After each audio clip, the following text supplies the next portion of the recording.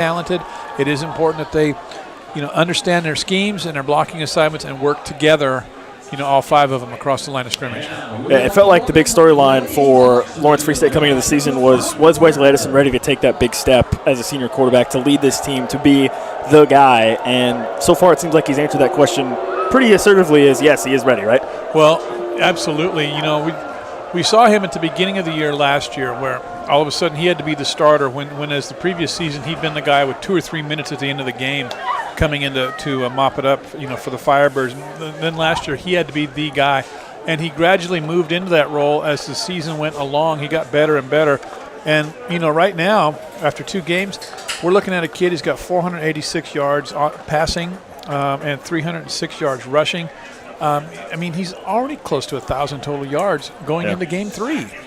Yeah, he's been very impressive both on the ground and through the air, right? It seems like he's really developed his passing game, and he's got great rapport with 2 really, really talented receivers, already 5 touchdowns on the year. What's maybe most impressed you about his development throwing the football?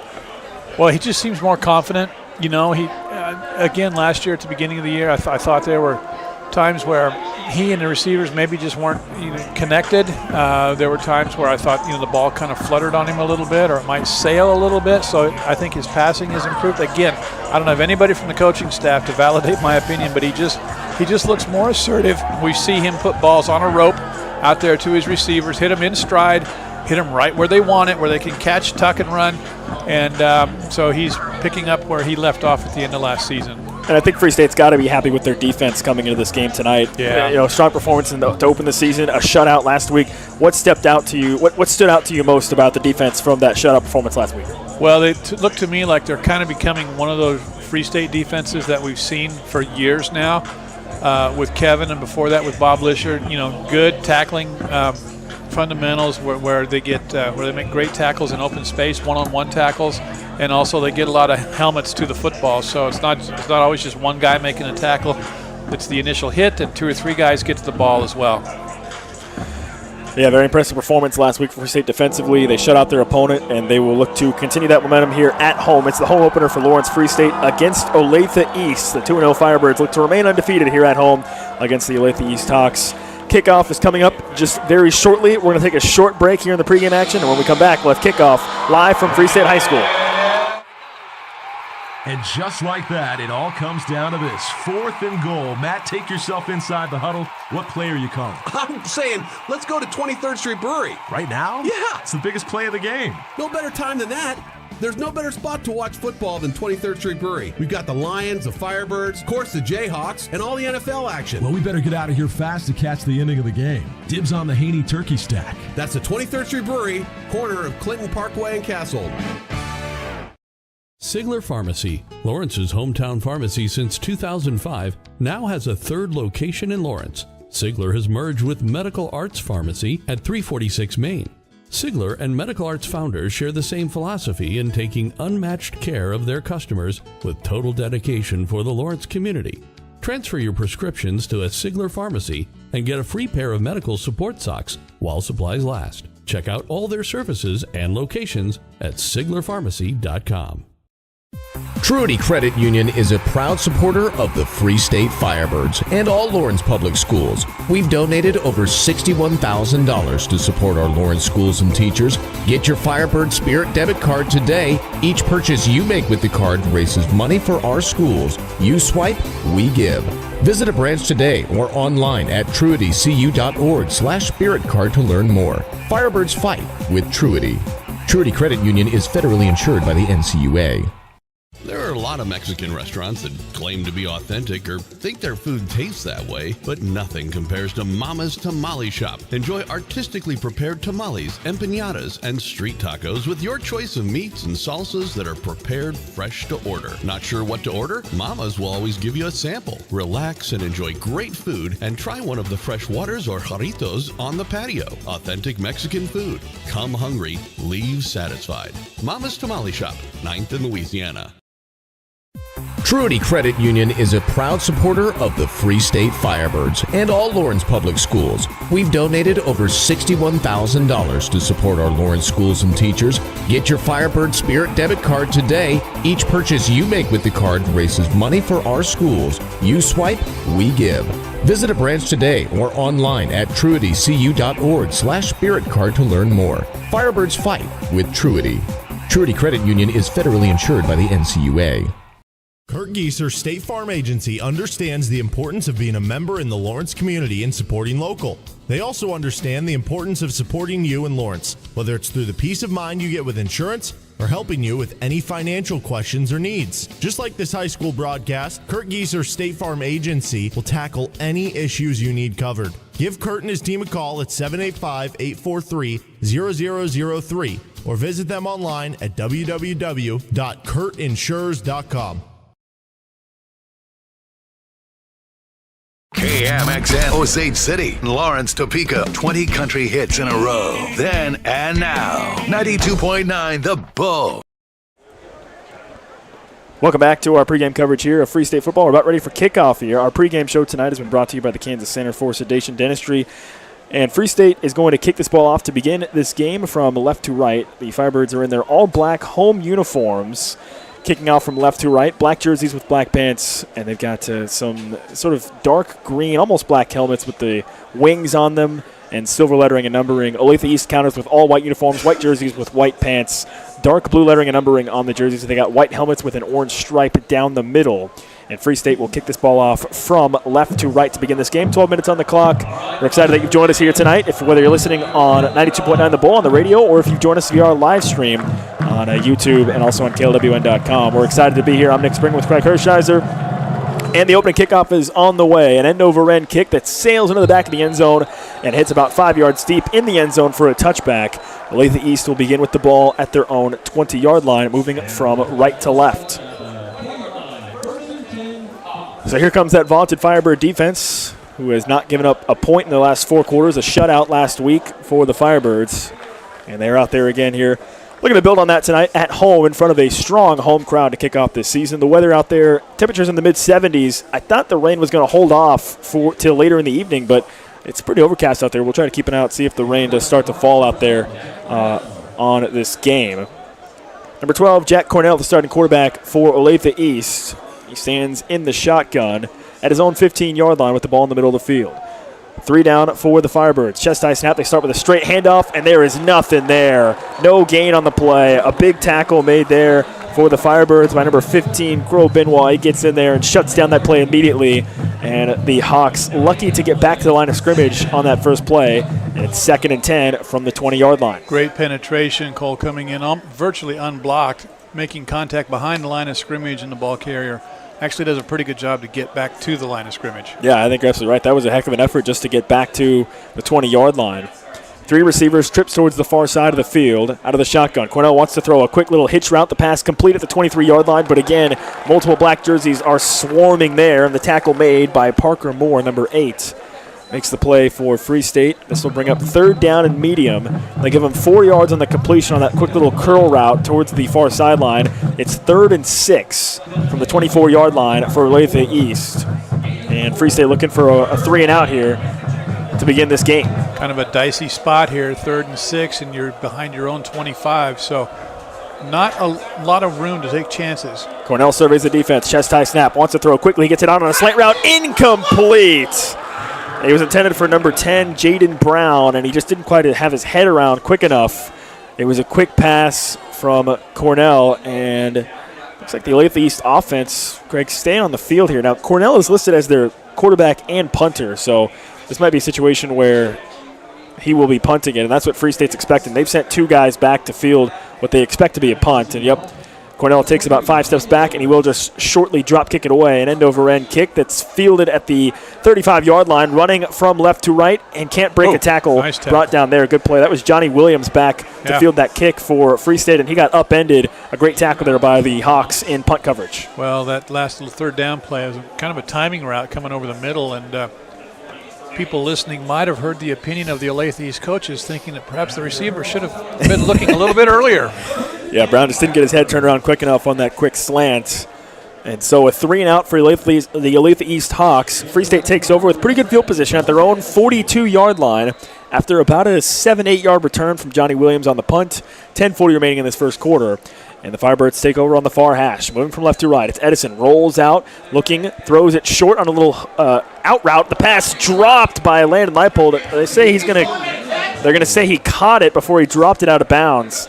Leipold made the catch and then started to turn upfield and dropped it out of bounds. But the official is going to call it a first down there. We had a pretty good look at that, Craig. I'm not sure if that was totally a catch, but Leipold had it, and then he turned upfield and then lost it out of bounds. I think in the opinion of the official, he made a football move after possession of the ball, so he called it good. So they give him 9 yards to the 49-yard line of Olathe East. They throw a little quick screen, and it's Braylon Preston falling forward. A flag comes down behind the play. Preston gets the first down all the way down to the Olathe East 40-yard line. But that's coming back. There's some laundry on the field here, and we'll see what the call is from the officials.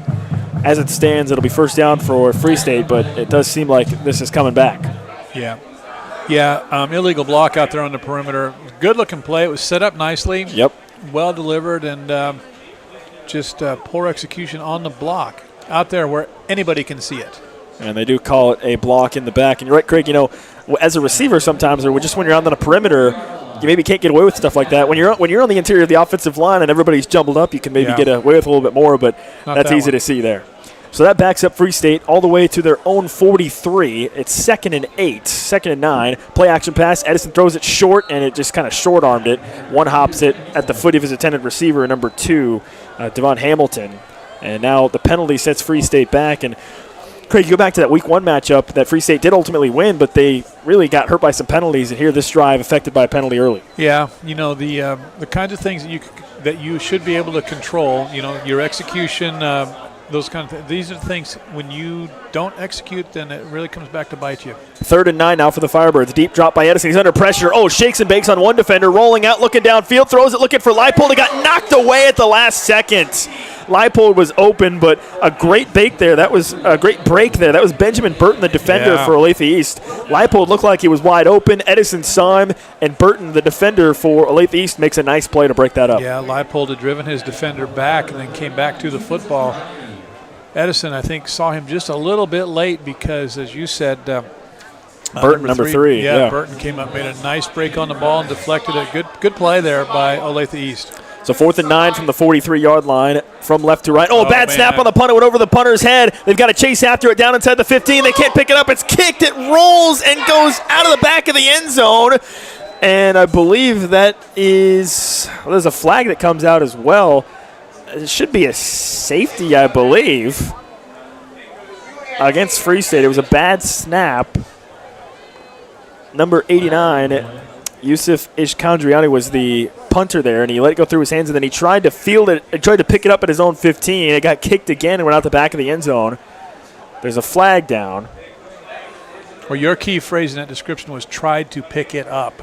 I mean, you got to fall on that and just take the loss. It sailed over his head a good 15 yards, and he did try to pick it up there, and it just didn't work out. So let's see what I don't know what the officials are making the call here. Kevin Stewart, the head coach for Free State, is standing out on the field discussing. There's some gesturing back and forth, some pointing. I don't know if you're good. I don't know if you're a good body language reader, Craig. Well, when the white hat shrugs his shoulders, I don't think that's a good sign. Yeah, they are having further discussion. Nick, universal language. The shoulder shrug is. I don't know. I'm not sure. Yeah, there does seem to be a bit of confusion down there. They picked up the flag, but they didn't signal anything. So. Let's see. They are spotting the ball right now at the 7-yard line. And the Olathe East offense is coming out, I believe. So it's evidently not a safety. Well, wait a second. Now there's some further discussion being had here.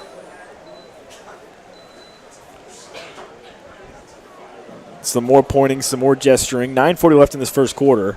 The scoreboard still says 0-0. What are they doing? And more pointing.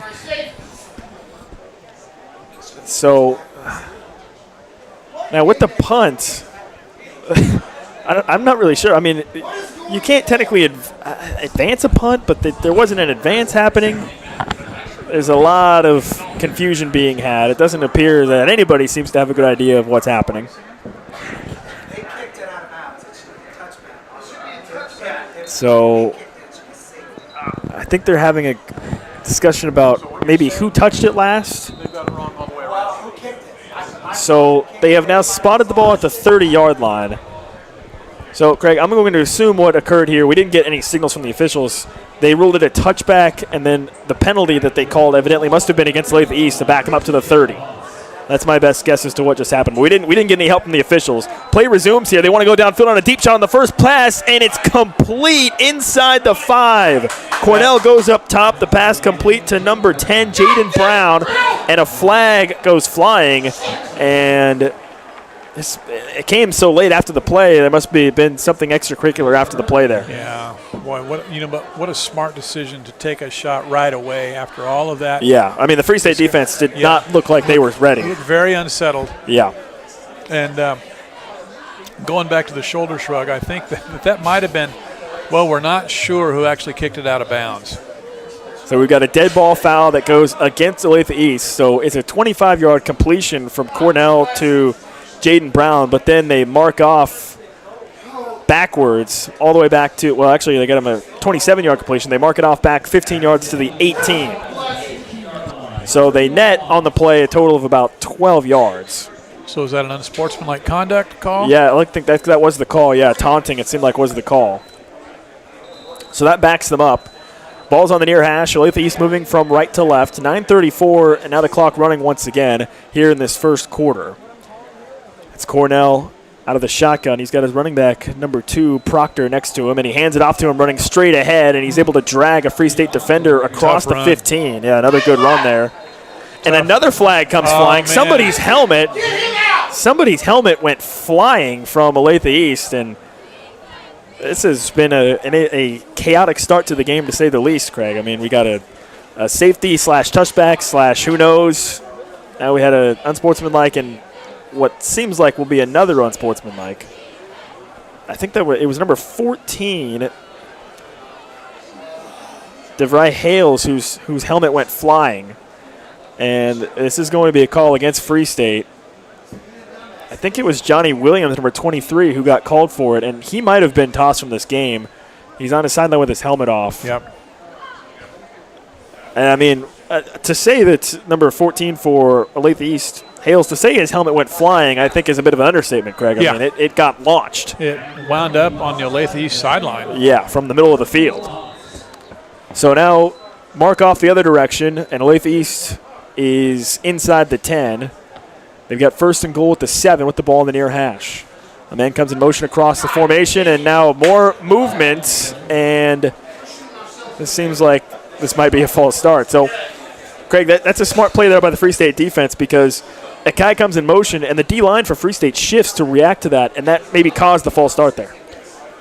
Which, as a defensive line, it's legal for you to shift. Absolutely. Yeah. You just don't break the line of scrimmage, but my goodness, I don't see how anybody has any momentum at this point. Yeah, this has been a topsy-turvy first 3 minutes of this game. The clock running once again, under 9 minutes now in the first quarter. So they've got it marked as 2nd down. I believe it should be 1st down.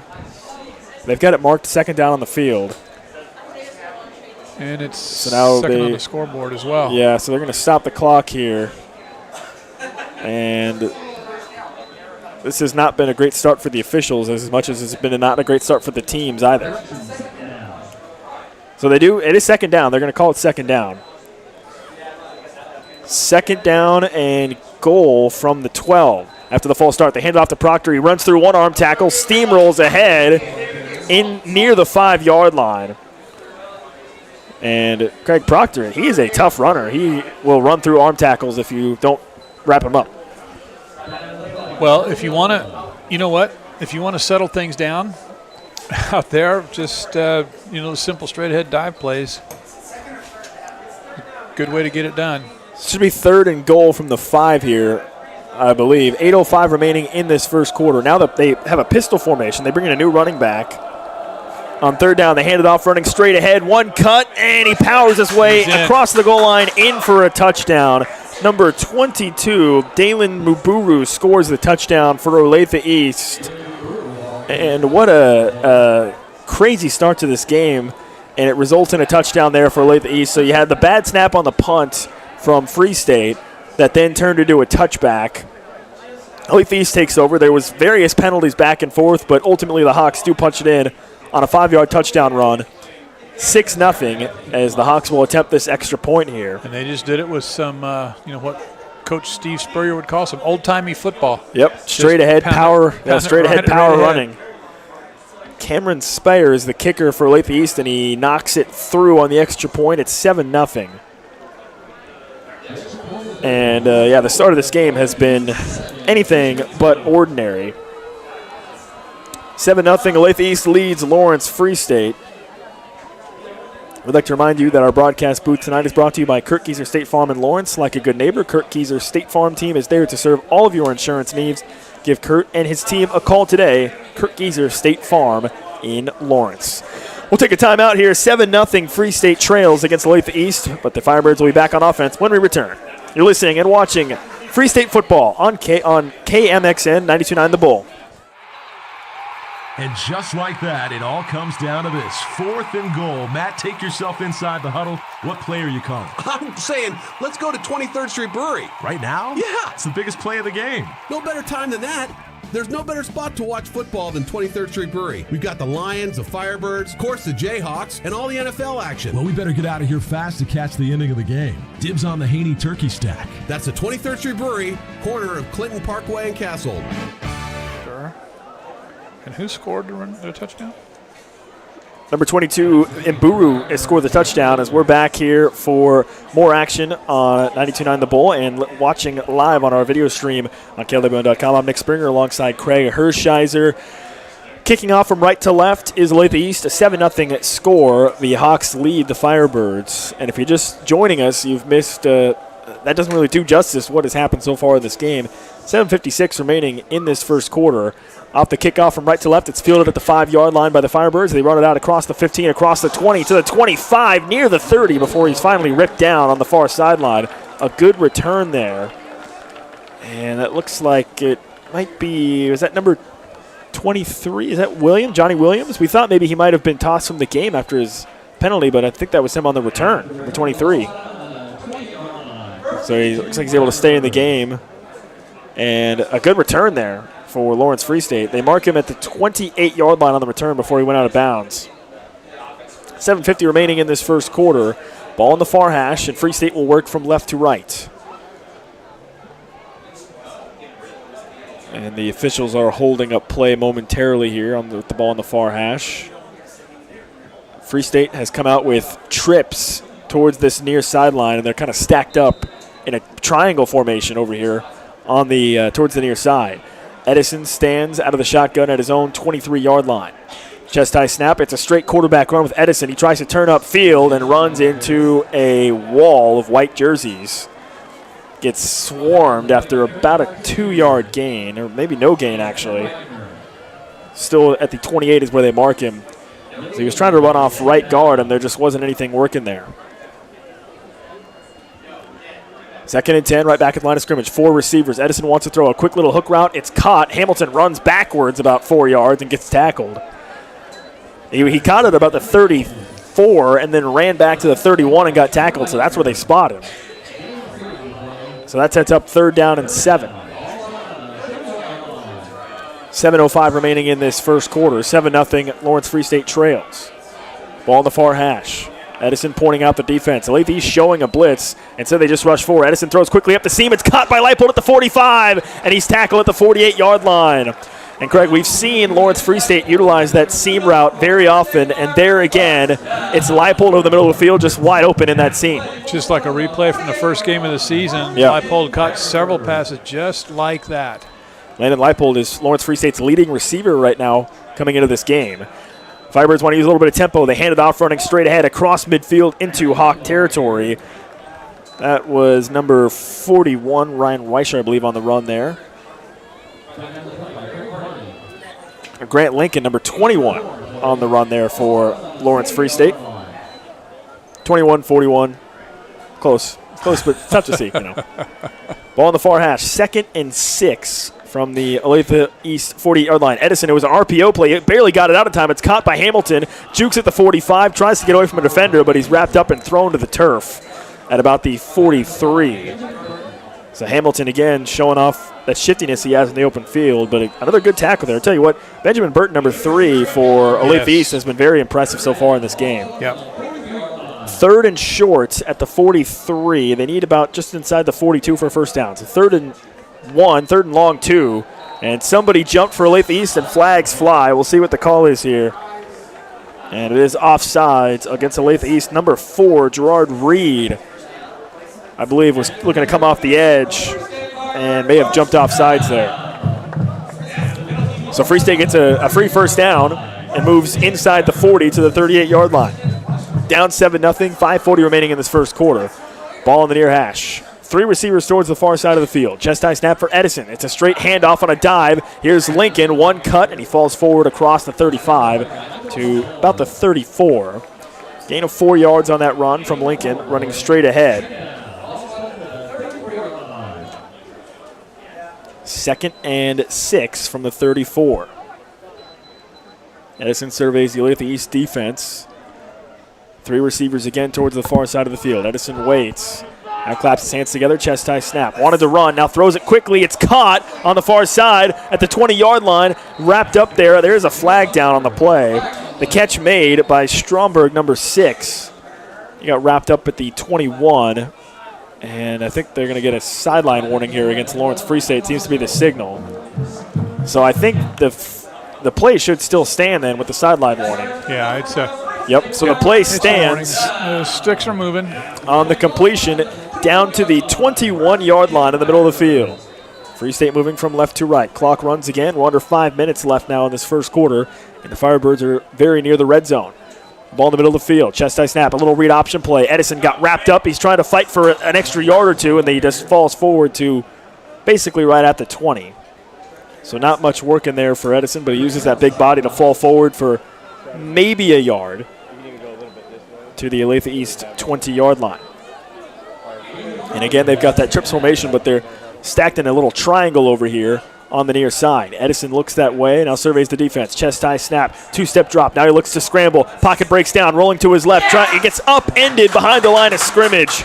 Number 4, Gerard Reed, one of the playmakers for this Olathe East defense, gets him for a loss of about 2 yards to the 21-yard line. And there, it looked like Edison was maybe out of sync. He didn't see his first read, and he just tucked and tried to run immediately and loses 2 yards back to the 22-yard line.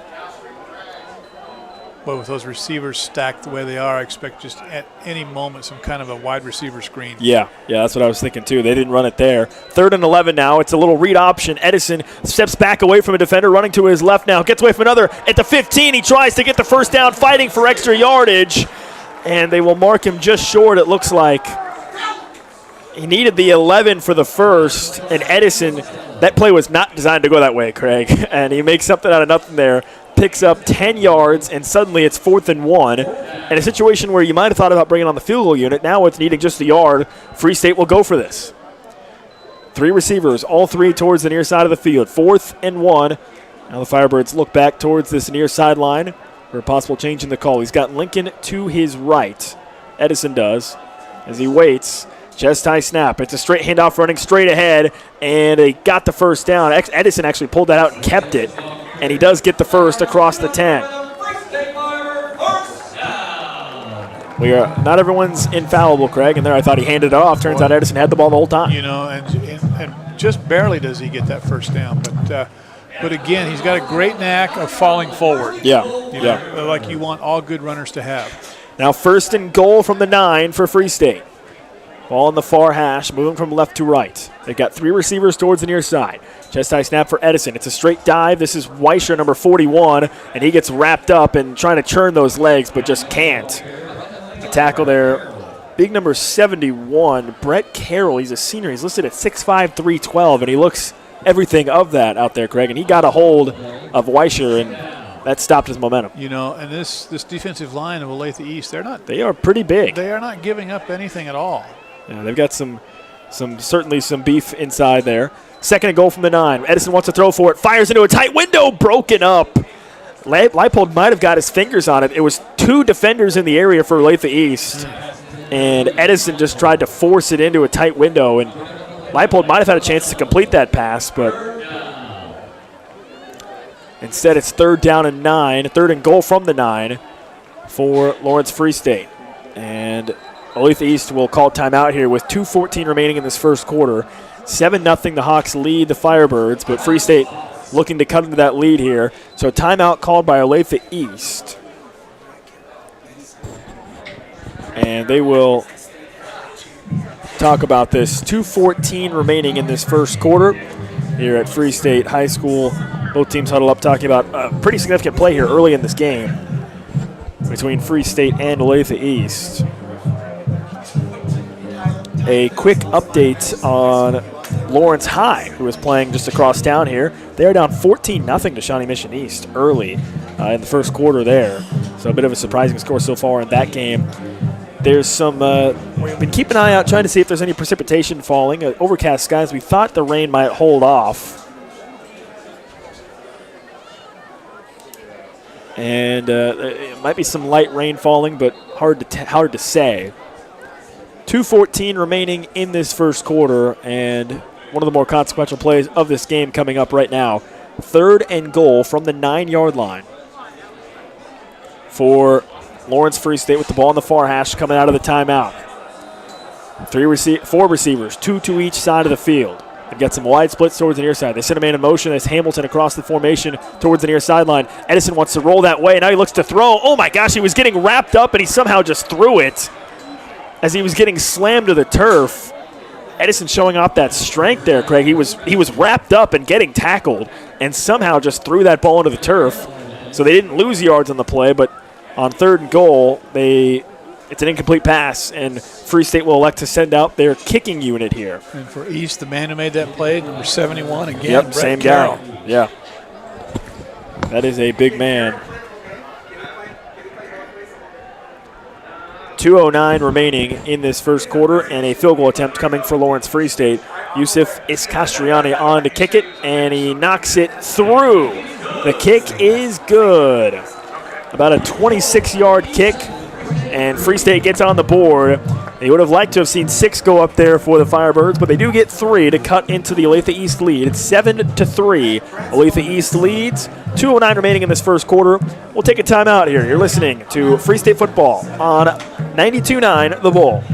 For the Kansas Center for Sedation Dentistry, here is Dr. Heck. I'm just really excited about what's going on at the Kansas Center for Sedation Dentistry. I am overseeing everything and helping with the IV sedation. We're doing almost everything now in-house, meaning we're using digital process, 3D scanners, and 3D printers. It gives us lots of advantages to make sure that we come out with the best outcome for the patients. The Kansas Center for Sedation Dentistry. Kind, caring, and understanding when you need it most. Online at kansascenterforsedationdentistry.com.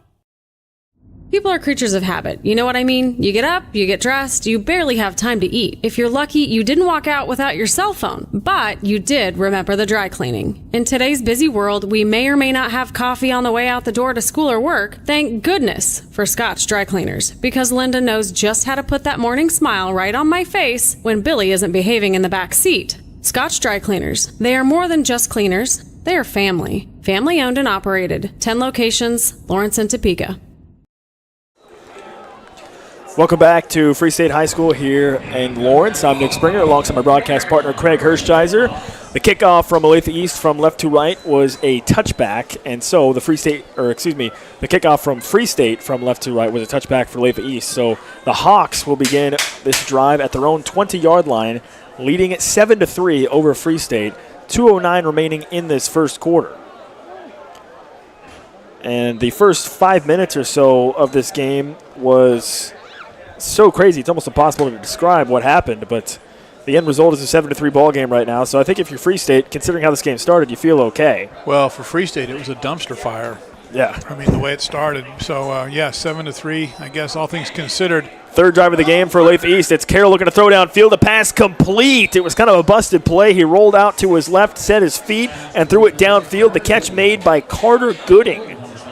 a 6-foot junior for Olathe East. And so a nice game there to begin this drive for the Hawks. It's a 14-yard completion from Jack Cornell to Carter Gooding. Out to the 13-yard completion. They mark him at the 33, out to the 33-yard line. Ball in the near hash. Olathe East moving from right to left in this first quarter. Free State trails the game 7-3. Cornell pointing out the Firebird defense as he stands in the shotgun, running back to his right, and he does hand it off, churning the legs forward across the 35. And I believe that was number 2, Jalen Proctor, who got the carry there for Olathe East. He crossed the 35 to the 36. Gain of 3 yards. 2nd and 7 coming up for Olathe East with that ball on the near hash. The Hawks making some subs as the Firebird defense looks towards the sideline looking for the defensive play call. 3 receivers for Olathe East, 2 towards the near side, 1 towards the far side. Again, it's Cornell pointing out the defense for his offensive line. He's got Proctor to his right. They bring a man in motion across the line of scrimmage towards the far side. So now 2 receivers on that side of the field. Waist-high snap, quick hook route, the pass complete on the run across the 45 near midfield. Number 13, Norland Terrell makes the catch. He caught it on a hook route and then quickly turned and scampered across the 45. They mark him at the 48. The ball spotted just over the wingtips of that Firebird logo in the middle of the field. Another first down for Olathe East. Greg, their first drive started in a 3-and-out. Their second drive started deep in Firebird territory because of the bad snap on the punt from the Firebirds. And this has been their best drive in terms of moving the ball. They work quickly. Here's a handoff, running off left guard, trying to muscle his way forward, and he's brought down after a short gain. Number 22, Dalen Mburu makes with the carry there and gets tackled after a gain of only about a yard. Well, that short field they had to work with, they basically made all their money on the ground with pretty fundamental straight-ahead power of football. But then 2 big passes to start this drive. Yeah, Cornell's really done a nice job, I think, keeping his composure in the backfield and finding his open receivers. Cornell is over standing in the sideline. It looks like they're going to let this run out to the end of the first quarter, and they do. Clock hits triple zeros here in the first quarter, 7-3. Olathe East leads. They got the ball near midfield as we'll flip sides. 7-3, Olathe East leads Lawrence Free State. We'll take a timeout. Second quarter action coming up next. You're listening to Free State Football on 92.9 The Bull. There are a lot of Mexican restaurants that claim to be authentic or think their food tastes that way, but nothing compares to Mama's Tamale Shop. Enjoy artistically prepared tamales, empanadas, and street tacos with your choice of meats and salsas that are prepared fresh to order. Not sure what to order? Mama's will always give you a sample. Relax and enjoy great food and try one of the fresh waters or jarritos on the patio. Authentic Mexican food. Come hungry, leave satisfied. Mama's Tamale Shop, 9th in Louisiana. Your quarterback getting sacked is about as disruptive as flooding, fire damage, or mold-infested walls to your home or business. Get up off the turf and go for the end zone with Rainbow Restoration, locally owned with over 20 years of experience. They can help you with any water, fire, and mold cleanup with their IICRC certified technicians, free assessments, and local experts to help you from start to finish. Call Rainbow Restoration to solve your home disaster at 785-371-2400 and get your phone call answered by a real human instead of an answering service. 92.9 The Bull. Welcome back to Lawrence Free State High School. Second quarter action about to begin between the Firebirds of Lawrence Free State and the Olathe East Hawks. Free State trails by a score of 7-3. Moving from left to right in the second quarter is Olathe East, and it's a quick snap, and they try to get on a little flare route to the running back, and Mburu, and he's wrapped up and tackled in the backfield for a loss. Number 5, it looked like Colby Oxner was in there. Parker Moore was in there. The Firebirds sniff that play out and push the Hawks backwards to begin the first play of this second quarter. And that brings up 3rd down and long. 3rd and 10 coming up for Olathe East. Moving from left to right. The Hawks in the road white uniforms. Free State in the home all black uniforms. 3rd and long. Ball in the near hash. Just 3 receivers out in the formation for Olathe East. Cornell pointing out the defense here for Free State. They've got 3 down. They bring him in motion across the formation. It's a jet sweep. They hand it off, running towards the far side, and he runs into a bunch of black jerseys. Not enough for the first down. That was number 10, Jaden Brown, who got the jet sweep on 3rd and 10. He got about half of it across midfield to the 48-yard line of Free State. So it's 4th down. They need the 42 for a first down. They got it spotted at the 48. So 4th and 6. 4th and 6. And Olathe East, and now a timeout called by Lawrence Free State. Williams was running back to field a possible punt, but Olathe East was lined up as if they maybe wanted to go for that, and I think that might have caused some confusion for the Free State defense, and the Firebirds burn a timeout. You know, we saw this last week too with the team lining up in an offensive set, forcing you defensively to come up and honor that offensive formation, and the quarterback steps back 2 or 3 yards, takes a snap. In the case of last week, it was kind of a rugby-style punt. Yeah. So that's something that won't necessarily show up on the stat sheet, but right there for Olathe East, at the very least, they just forced Free State to use a timeout when they maybe probably didn't want to in that scenario, just by nature of how they lined up. So, that's something that won't necessarily show up when you go back and look at the game, but could be consequential if Free State needs a timeout later in this half. Well, with Johnny back and deep in punt return formation, he left a receiver uncovered, so I'm pretty sure that's designed to give the quarterback an option to hit an open receiver if possible. So here we go, 4th and 6, and again, Olathe East lining up as if to go for it, and they will go. It's Cornell rolling out to his right, throws a high rainbow shot, incomplete on the near side, intended for number 10, Jaden Brown. No flags on the play. It looked like that might have been number 27, Amari Laney, in coverage for Lawrence Free State. It's a turnover on downs as Cornell rolled out to his right towards the near side, and the Firebirds will take over with pretty good field position near midfield. Boy, that ball hung in the air for a long time, Nick. I think. A bit of a rainbow throw, and I don't think he intended it to be that way. Yeah, if there had been a little more snap to it, then maybe they had a chance. So with 10:32 remaining in the second quarter, Lawrence Free State takes over, moving from right to left. They trail 7-3, but a chance to maybe take the lead here. It's Edison. He wants to go up top right away, throws it towards the far sideline, and the pass incomplete on that far side, intended for Braylon Preston. He turned and tried to snag it while tiptoeing down the sideline and couldn't hang on. It's incomplete, and 2nd and 10 for Lawrence Free State at their own 48-yard line. Ball towards that far sideline, but still in the middle of the field, right near the wingtips of that Firebird logo at midfield. Free State going tempo here. Yep, 4 receivers, and they will snap it quickly on 2nd and 10. It's a straight handoff running ahead with Weischer, and he runs into the meat of that Olathe East defense and got slammed down. Number 11, Michael Costello, made the tackle there for Olathe East. And it just seemed like Weischer there, Craig, just didn't get a good head of steam going, and he just ran into a wall. He did manage to pick up a few yards. The ball spotted right at the 50-yard line, right at midfield. 3rd and 8 in the middle of the field, and they got a pass for it. Edison looking downfield. Now he's running out of time, and he gets sacked. Edison goes down back at his own 43. Number 9, Ray Smith, the third, makes the sack for Olathe East. And Edison, a deep drop. He was looking downfield and gets sacked on the play and kind of hobble out the field there as well. Hopefully Edison's all right. Yeah, he's got a little limp going on there. Yeah, limps out the field there for Free State. That'll be something to possibly monitor. 9.5 minutes remaining in this second quarter. And Free State, after forcing a turnover on downs, can't do anything with it. A 3-and-out. The Firebirds have to punt. A corkscrew punt, and he picked it up, almost dropped it, and at the 20-yard line, this is Brown, ducks under another tackler and goes down just across the 20, near the 21. That was an interesting punt. It kind of some corkscrew spin on it. Then Brown couldn't decide if he wanted to field it or not. Almost dropped it when he initially tried to pick it up. And he was able to get it and duck under a few defenders, but he was tackled at the 21.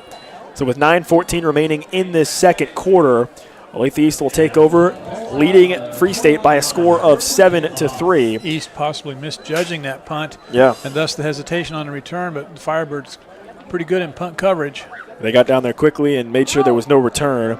Before the start of this Olathe East drive, I'd like to remind you that our broadcast booth tonight is brought to you by Kurt Kieser State Farm in Lawrence. Like a good neighbor, Kurt Kieser State Farm team is there to serve all of your insurance needs. Give Kurt and his team a call. Kurt Kieser State Farm in Lawrence. Olathe East takes over, moving from left to right with 9:14 remaining in this second quarter. They lead the Firebirds 7-3 with the ball on the near hash. Three receivers, waist-high snap for Cornell. They run a little bubble screen towards that far side, cutting back to the middle of the field. Oh, a big hit in the middle of the field near the 25-yard line. That was number 13, Norian Terrell with the catch. And he pinballed off a couple of defenders and picked up about 4.5 yards out to the 25. 2nd down and 6 from the 25 for Olathe East. 8:45 remaining in this second quarter. The Hawks making a few subs here, so they want to try to get the right play call in. Three receivers again, two towards that far side, one solo on the near side. Running back to the left. Free State shows a blitz here. They got a man free, but the pass gets away quickly into coverage, broken up down the field near the 45-yard line. The Firebirds had a free rusher. Cornell saw it and threw it up quickly, but knocked away on that far side. Looking for number 6, Carter Gooding was the intended receiver there, but some good defense there from the Firebird secondary. And now it's 3rd and 6 from the 25-yard line for Olathe East. The Firebird defense still trying to get set. As Olathe East, they've got guys running around on the field as well. The play clock down to 10 seconds. And Olathe East, I think, will have to burn a timeout, and they do. Greg, they had receivers running every which way before that snap. Yeah, it certainly didn't look like they were very sure what they were doing. But I think pretty wise timeout, 3rd and 6. You don't want to make any mistakes this deep in your own territory. So, good timeout, get everybody lined up where they're supposed to be. Come out and run your play. Second timeout called by Olathe East. They have just one left. Free State has 2 left. We'd like to remind you tonight that our broadcast booth is presented by Truity Credit Union. Truity Credit Union is a proud supporter of the Free State Firebirds. Get your Firebird Spirit debit card today. You swipe, we give. Visit a branch of Truity Credit Union or truitycu.org/spirit card to learn more. The Firebirds fight with Truity. It's coming out of this timeout. Olathe East moving from left to right on a 3rd and 6, and as you said, Craig, a pretty important play here in a 7-3 game. Olathe East with the ball in the middle of the field at their own 25, looking to pick up this first down. They have 3 receivers, 2 towards this near side of the field on the Free State sideline, 1 towards the far side. It's Cornell out of the shotgun pointing out the Free State defense. 3 down linemen for Free State. Looks like they want to bring some pressure, and they just rush 4. Cornell's got a clean pocket, throws it across the middle. The pass dropped by Jaden Brown, number 10. He was wide open on a seam route. It hit him square in the numbers, and he just couldn't hang on. A tough break for Olathe East and a sigh of relief for Free State as Brown, not only if he makes that catch as a first down, Craig, he might still be running. He had a lot of green in front of him. We might be talking about him in the end zone now. And that looked suspiciously like the play in the first quarter, again involving Brown. A quick snap here, and Cornell punts it away. It's a pretty good punt towards that far side, bounces out of bounds at about the 32-yard line of Free State. So they quick punt. There was nobody back for the Firebirds to field it. Out of bounds at the 32. So the Firebird defense catches a break there, Craig, and it's still 7-3. After that big drop on 3rd down by Olathe East. 8:19 remaining in the second quarter, and the offense for Free State coming back on the field. And Greg, it feels like both these offenses are still trying to find their rhythm here. Nobody seems to really have established much of a sync right now. Yeah, there's been a few good plays, but they just haven't been able to string together. Several in succession. And Free State, for as much as I praised the offensive line last week, tonight they've been inconsistent. They haven't had a good push on running plays, and they've unfortunately given up a sack on Edison and also left him open to pressure as well. Trips towards the near side on the first play of this drive for Free State. They start with a handoff running straight ahead, and right on cue, Craig, that Free State offensive line not getting much of a push. I count 3 white jerseys in there to smash Lincoln, number 21, the running back, for just about a yard. And this Olathe East front 7, especially up front with their D-line, they've got some big boys up there. Yeah. And they are doing a good job right now of stymieing this Free State offensive line. So just a yard on the play officially for Lincoln out to the 33. 2nd and 9. Free State moving from right to left in this third quarter. 7:45 remaining in the quarter. Chest high snap. Oh, Edison. I thought they got him to jump, and they did. Yeah. Number 9, Ray Smith. There's a little help. Coming off that left side of the offensive line, jumped offside.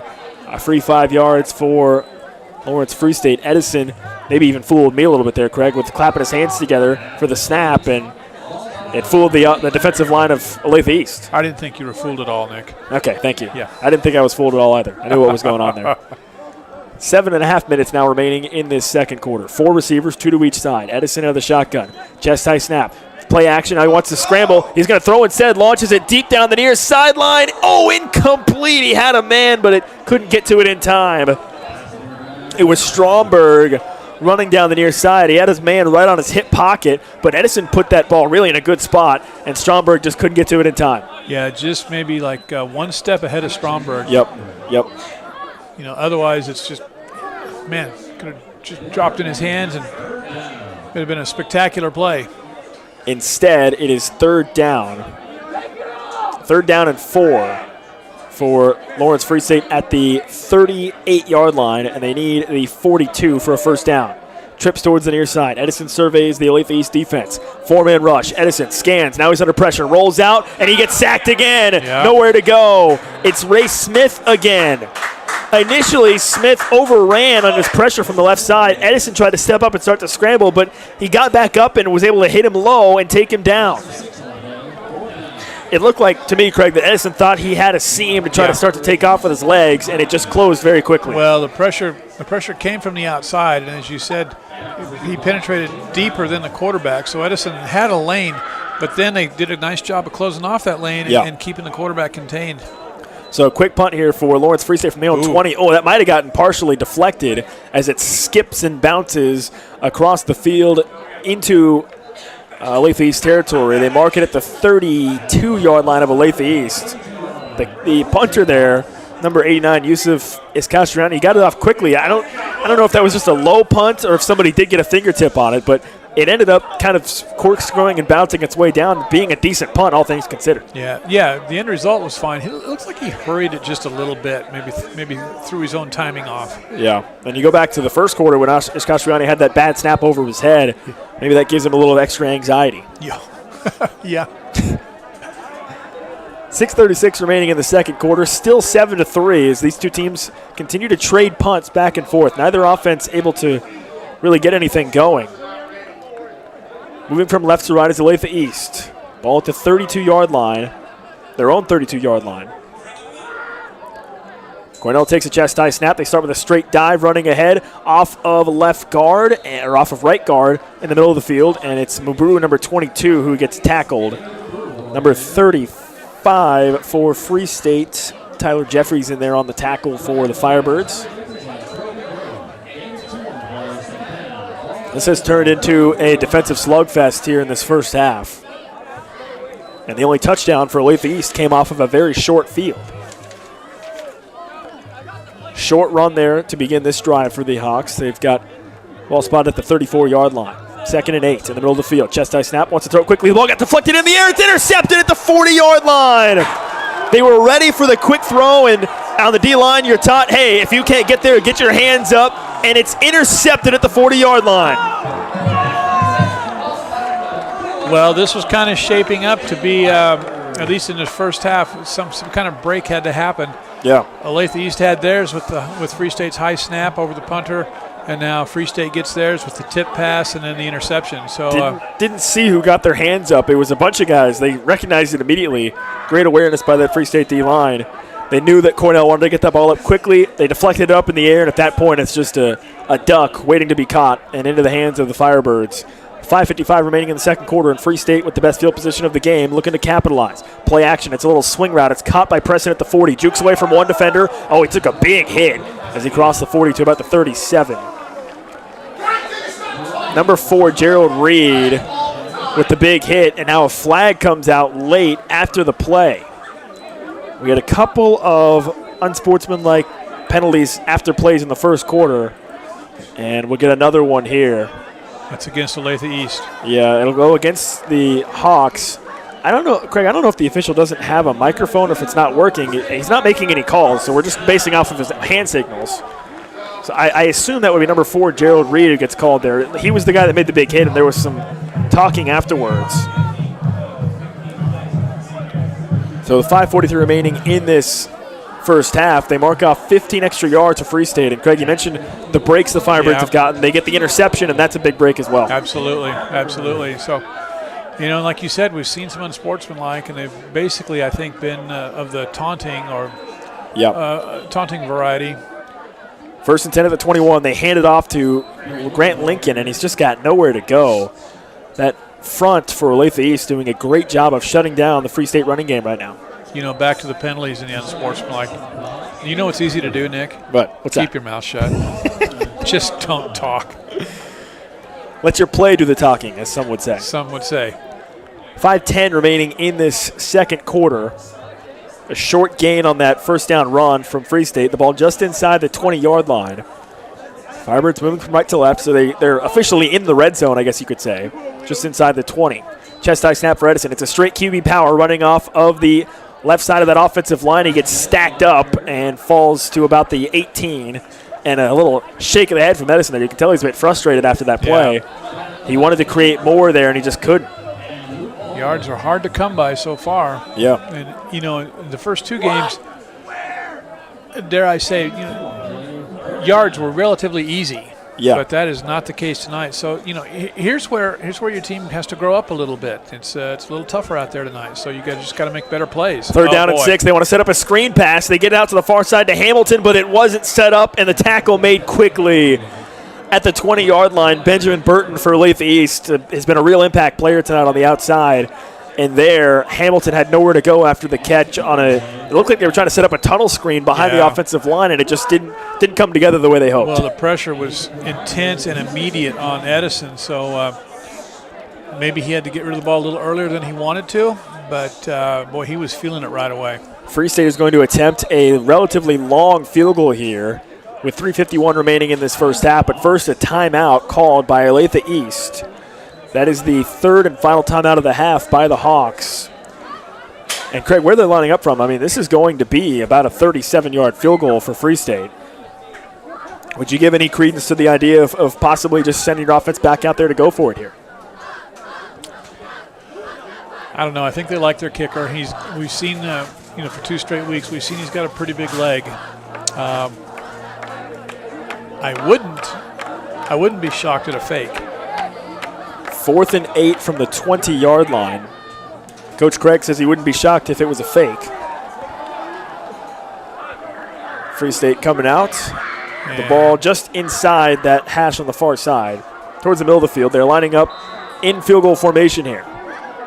Landon Leipold is the holder. Ishkashriana, number 89, is the kicker. He is a left-footed kicker.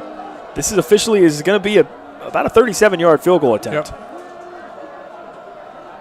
It was a low snap, but the kick is up, and it is no good. He pushed it to the right. A good effort there by Leipold, the holder, just to get that snap under control, but it was pushed to the right on the long field goal attempt, and Free State comes up empty-handed on a drive that started at the plus 40-yard line off the interception, but they can't capitalize. Boy, so snaps on the special team, first on the punt, now on this field goal try, have cost Free State dearly.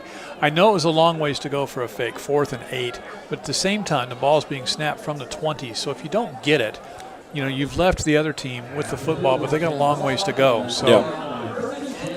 Instead, they come up empty-handed on the field goal, and like you said, Craig, Olathe East takes over at the 20-yard line anyway. So yeah. So they take over at their own 20, moving from left to right here in the second quarter. Just 3:45 left in the quarter of what has been a slog in this first half. First play is a handoff running straight ahead, and they meet the defense. Whistles blow. That's just a dog pile. That was just a mass of bodies, a cluster of bodies. No gain on the play. I believe that was Proctor who just ran into, as you said, Craig, a dog pile there. Nowhere to go. 2nd and 10 at the 20-yard line. Free State has 2 timeouts remaining. Probably something to keep an eye on as this clock continues to tick late in the second quarter. A waist-high snap for Cornell. He wants to throw. Now steps in the pocket. Slings it short of the 25. It's complete near the 30 before 3 Firebirds converge to make the tackle. Number 13, Norian Terrell, with the catch. A gain of 8 yards out to the 28-yard line. 3rd down and 2. Third and short for the Hawks. Ball in the near hash. They have two receivers towards this near side of the field, one towards the far side. Cornell has Proctor lined up behind him in a pistol formation. Now he steps to his left. They bring him in motion across the line of scrimmage. They want to run a jet sweep again. They hand it off to Orell. He turns it upfield. He's got the first. Trying to spin away from a defender. Does a little pirouette. He's got the first across the 30 near the 35. And they mark him at the 35, or the 34, I think, is where I believe they will mark him. 2:15 remaining in this first half. So Olathe East, they've got the lead. They've got the ball. You wonder if they might try to increase their tempo here. They probably don't want to leave too much time left for Free State if they get the ball back to the Firebirds, though. But also, no timeouts left in the half, I believe, for Olathe East. They bring a man in motion.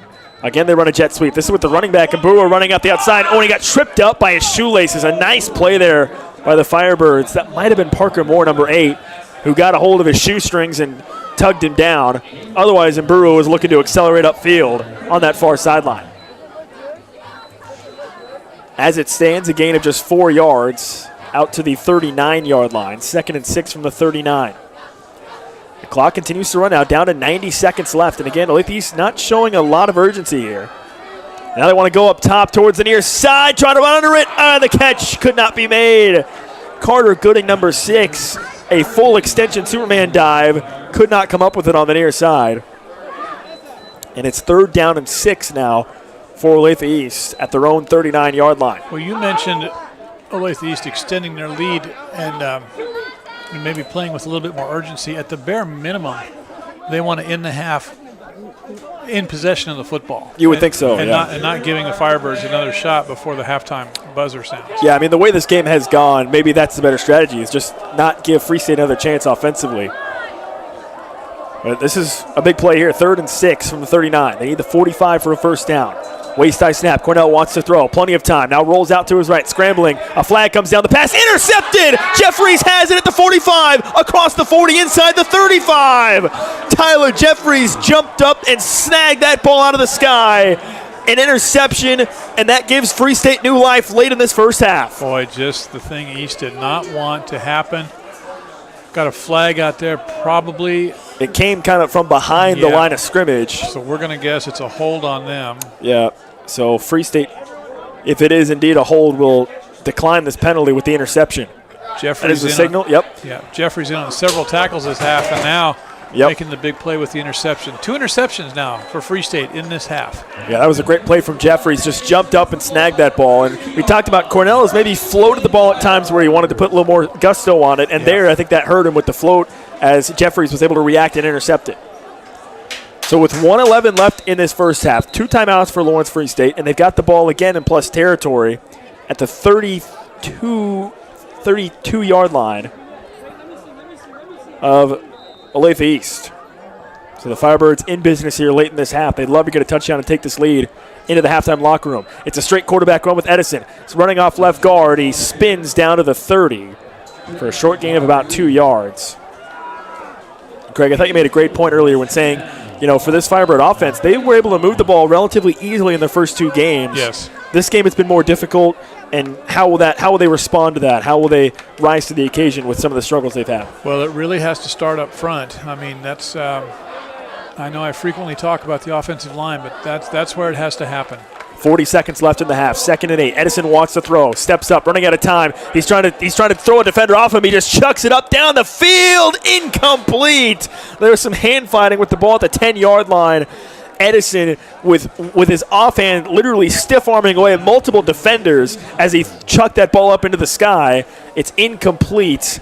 Intended for Stromberg, who Stromberg is still down here on this near side. He's off the field, though, I believe, so I think they're going to let play continue.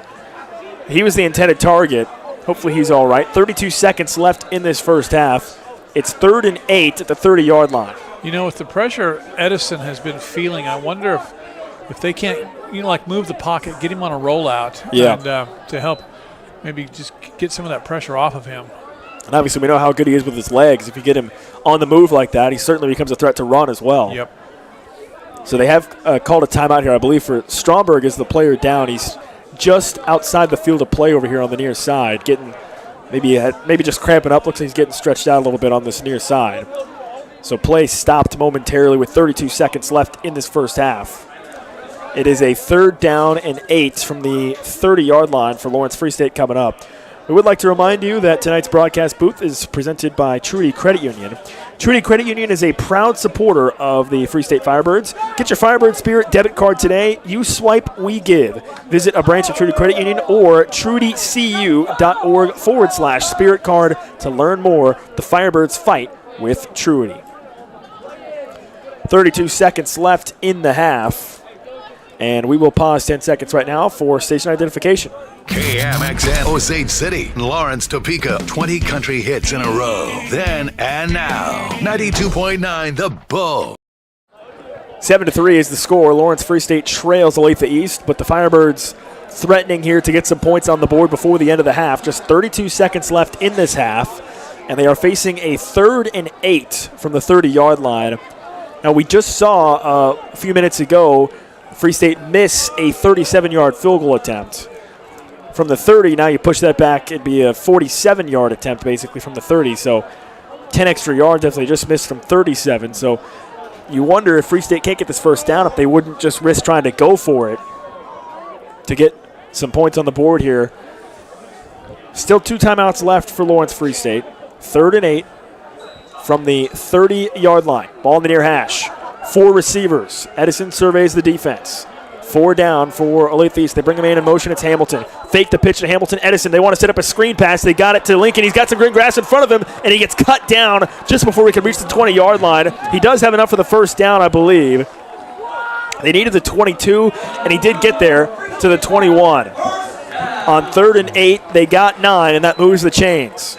The clock stopped as they set the ball, and now it runs again, down to 20 seconds. Need some urgency here for Free State. The clock is running down to 18 seconds, and they don't appear to have much urgency at all. The clock continues to run down to a dozen seconds. Do they know? Here's a chest-high snap. Edison wants to throw, steps up in the pocket. Now he wants to scramble, looking for a block at the 20, and a great tackle there with 5 seconds left, and then a timeout taken there by Free State at the 19-yard line is where Edison gets taken down. 4 seconds on the clock, and I'm kind of surprised. You know, they had a timeout to use. Free State did. They didn't try to call it much earlier when they had about 25 seconds to work with. Instead, they let the clock run, and now down to just 4 seconds remaining in the half with the ball spotted at the 19-yard line. So this would be probably about a 36-yard attempt. They just missed from 37 a few minutes ago. A bit of a curious way to end the half for Free State. They had an extra timeout they could have called earlier, but they didn't. And now they have a bit of a conundrum on their hands here, Craig. Either do you attempt the field goal or do you try to maybe look for a touchdown here to take the lead? Yeah, I'm glad I don't have to make the decision. You just missed from 37 a few minutes ago. This will be about a 36-yarder. That miss earlier in the half was from the far hash. The ball right now is spotted on the near hash. So you wonder if that helps out the kicking game at all. You know, it looks like they're going to send out the offense. Looks like they're going to go for it. Edison limping just a little bit. I guess given this much time to think about it, I wouldn't argue with the field goal attempt. We know their guy's got a strong leg. Free State does have one more timeout, so we'll see if they call it here. If they do, we just want to go ahead and line up and go for this. Edison out of the shotgun. 3 receivers, ball in the near hash. 4 seconds left in the half. Edison will throw. This should end the half. He's looking towards the end zone. Throws it up towards the back corner. It's caught. Wow. That should be a touchdown. Oh, they say incomplete. He couldn't drag a foot. Couldn't drag a foot in the near corner. Braylon Preston, number 9, makes the catch, but couldn't drag a foot inbounds in this near corner of the end zone, and that ends the half. Edison with his best throw of the night. Preston with the catch, but he couldn't get a foot down inbounds on the near side. And a emotional roller coaster to end the first half for Free State. Had a chance to go up, but couldn't complete the pass. Edison with a great throw. Preston was there to make the catch, but couldn't get a foot down. And so it's 7-3. Olathe East leads as we head into the halftime break. Craig, a sloppy first half, I think, to say the least, from both sides. Yes. I doubt either coach is feeling very happy right now. No, I'm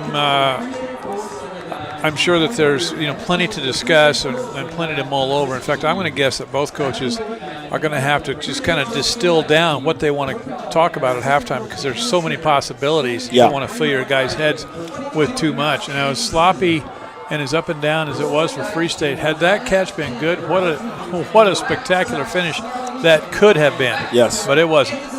Preston couldn't get a foot down inbounds in the near corner to end the half. 7-3, Lawrence Free State trails against Olathe East. And you flash back to the first quarter, Craig, and within the first 5 minutes, we had multiple unsportsmanlike conduct penalties. We had a bad snap from Lawrence Free State that became a touchback. We thought was a safety, but it was ultimately ruled a touchback. And that was the only drive in which Olathe East was able to score a touchdown, was when they got the ball at the Free State 30-yard line. Right. Was the drive that they scored on. Other than that, I think you probably are pretty happy with the effort from the Free State defense. Oh yeah, they've played well defensively. They've given up a few plays to Olathe East, but by and large, they've done a nice job of shutting down the Hawks. Offensively, the defense needs a little help from the offense. Yeah. Free State has to be able to hold on to the football. They got to be able to grind out some first downs. They have to play enough complementary football to, if nothing else, to kind of flip the field until eventually they can get decent field position and go score. Yeah, you could visibly see the frustration of Wesley Edison in that first half, like we talked about. I mean, you go back to the first few games of the season for Lawrence Free State. I mean, Wesley Edison is averaging 6 yards a carry. Yeah. He's been able to throw the ball pretty effectively in the first 2 games, and it just hasn't quite worked out tonight. And so the frustration is starting to sink in a little bit for Lawrence Free State. If you're in that locker room, if you're Kevin Stewart, how do you try to settle the offense down? How do you try to tell them, hey, you know what, it's okay? What's your message to them? Well, I think your message is, at least the culmination of the message is, let's go win the second half. Yeah. Because if they do that, then they're likely going to win the game. But I think you got to probably focus on what you've done well. You need to. I mean, the things that haven't gone well are obvious. So if it's a matter of concentration, if it's a matter of effort, then I think you got to address those kinds of things. Sometimes the other guys just win. I mean they win their individual matchups, and so you got to acknowledge that as well. And so you get your guys regrouped and convince them that for the second half, the next 2 quarters, just go out and play your best football, and you can win the football game. It has been a struggle, especially in the trenches for Lawrence Free State on offense. It feels like that Olathe East front 7 has really been pretty much in control of the line of scrimmage for the majority of that first half, and that's really limited the effectiveness of Wesley Edison running with the football. It's limited the ground game for Lawrence Free State, and that's kind of really stymied their offense. I mean, you think about what makes that offense successful for Lawrence Free State is when you're effective on the ground, then you can start to open it up and use those passes in the seam. We did see that one seam route they threw to Landon Leipold for a big gain. You wonder if we might see more of that in the second half. Yeah, well, we haven't. We saw it once, so that tells me that East is doing something to take it away. So you're going to have to be able to, get some other things working to get them adjusting and moving into different spaces out there on the field. And so then maybe those seam routes will open up. But the timing's just off. I think the timing on the passing game has just really been off for Free State. So if that is if that's a question of just not having your concentration, maybe not having a good week of practice, I don't know. But, the way this game's shaping up, really, what what could win it? 2 good drives. Yeah. You can win it 2 good drives if your defense will hold up. I'd like to remind you that our halftime show tonight is brought to you by 23rd Street Brewery. Open daily from 11:30 to 10:30 from the Bill Self Mac and Cheese to the Haney Turkey Stack or the Hank Booth Burger. You can come in to watch all the football, basketball, baseball games from high school to KU to the NFL. And, yeah, Craig, I think you hit the nail right on the head there. If you can put together a couple of solid drives, you can win this game because it has been a defensive battle so far. Again, you go back to the one drive that Olathe East did score a touchdown on. They needed to start the ball at the 30-yard line of Free State after the bad snap on the punt. And when you look at Free State, we were talking about the offense struggling, but all things considered, they got to the red zone on multiple occasions. They were able to move the ball into Olathe East territory. You had the one drive that ended in a field goal. You had another drive that ended in a missed field goal. You were near the red zone there to end the first half. So they've been able to still kind of put themselves in a position to try to score. They haven't been able to follow through fully. Well, maybe you should give the halftime talk. There you are accentuating the positive. So, pass that. You want me to text that to Coach Stewart? Somebody run down and give him a message. Say, hey, this is what these guys say. Nah, nobody should take our advice, Craig. To be quite honest, it seems like there might be some light rain coming down out there. Not really quite sure. Hoping the rain would hold off through the rest of this game, but maybe some rain coming out right now. The Free State Band is out right now at halftime performing, and it is halftime here. 7-3 is the score. Olathe East leads over Lawrence Free State in what has been a tight, stingy game so far in this first half.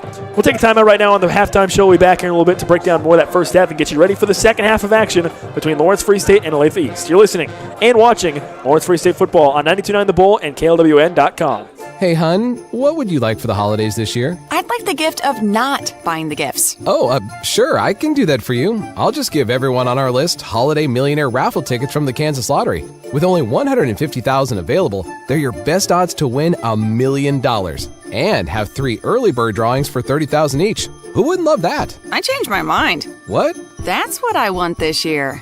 No one can resist the Holiday Millionaire raffle ticket. Visit kslottery.com for details. Your quarterback getting sacked is about as disruptive as flooding, fire damage, or mold-infested walls to your home or business. Get up off the turf and go for the end zone with Rainbow Restoration, locally owned with over 20 years of experience. They can help you with any water, fire, and mold cleanup with their IICRC certified technicians, free assessments, and local experts to help you from start to finish. Call Rainbow Restoration to solve your home disaster at 785-371-2400 and get your phone call answered by a real human instead of an answering service.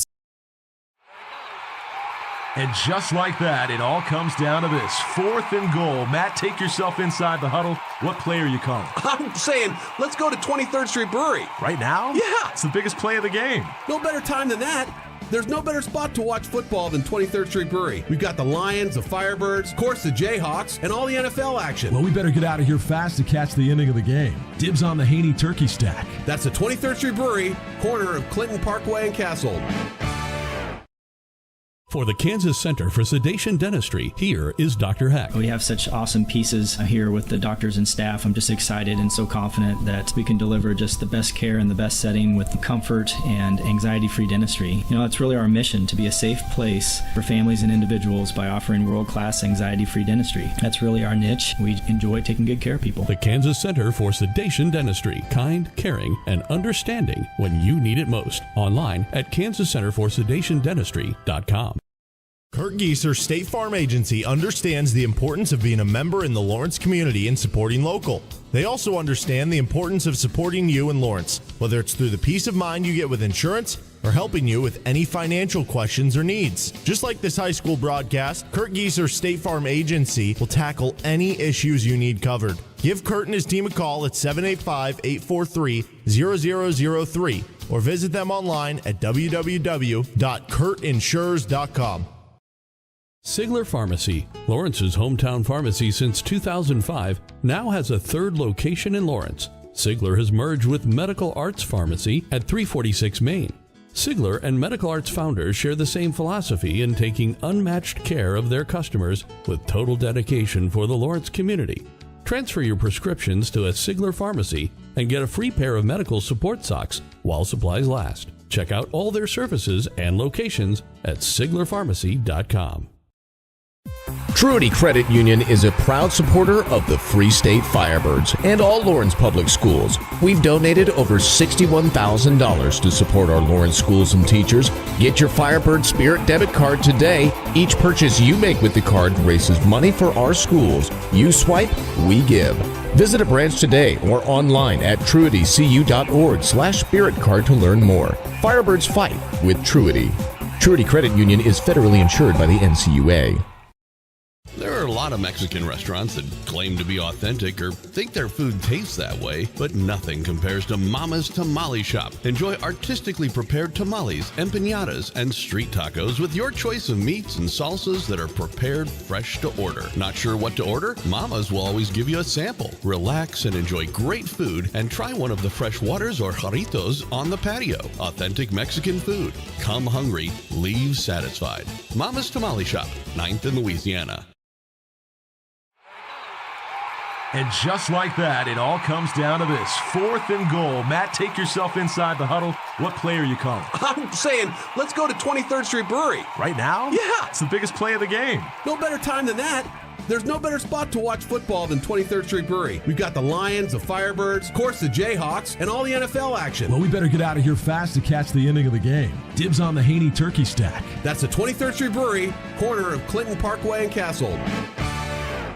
Your quarterback getting sacked is about as disruptive as flooding, fire damage, or mold-infested walls to your home or business. Get up off the turf and go for the end zone with Rainbow Restoration, locally owned with over 20 years of experience. They can help you with any water, fire, and mold cleanup with their IICRC certified technicians, free assessments, and local experts to help you from start to finish. Call Rainbow Restoration to solve your home disaster at 785-371-2400 and get your phone call answered by a real human instead of an answering service.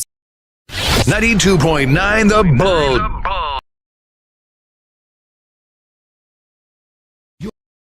Alongside my broadcast partner, Craig Hershiser. It's halftime here between the Lawrence Free State Firebirds and the visitors, the Olathe East Hawks. 7-3 is the score. Olathe East leads. I'm a bit out of breath. I just had to run to the bathroom and I was sprinting. And, these high school kids, they're a lot younger than I am. And got to catch my breath here for a second after running down to the bathroom at halftime. Craig, I was just saying, man, I just ran down to the bathroom and I was running to get back, and I'm not quite as in good a shape as I thought I was. Well, I mean, it was a sprint.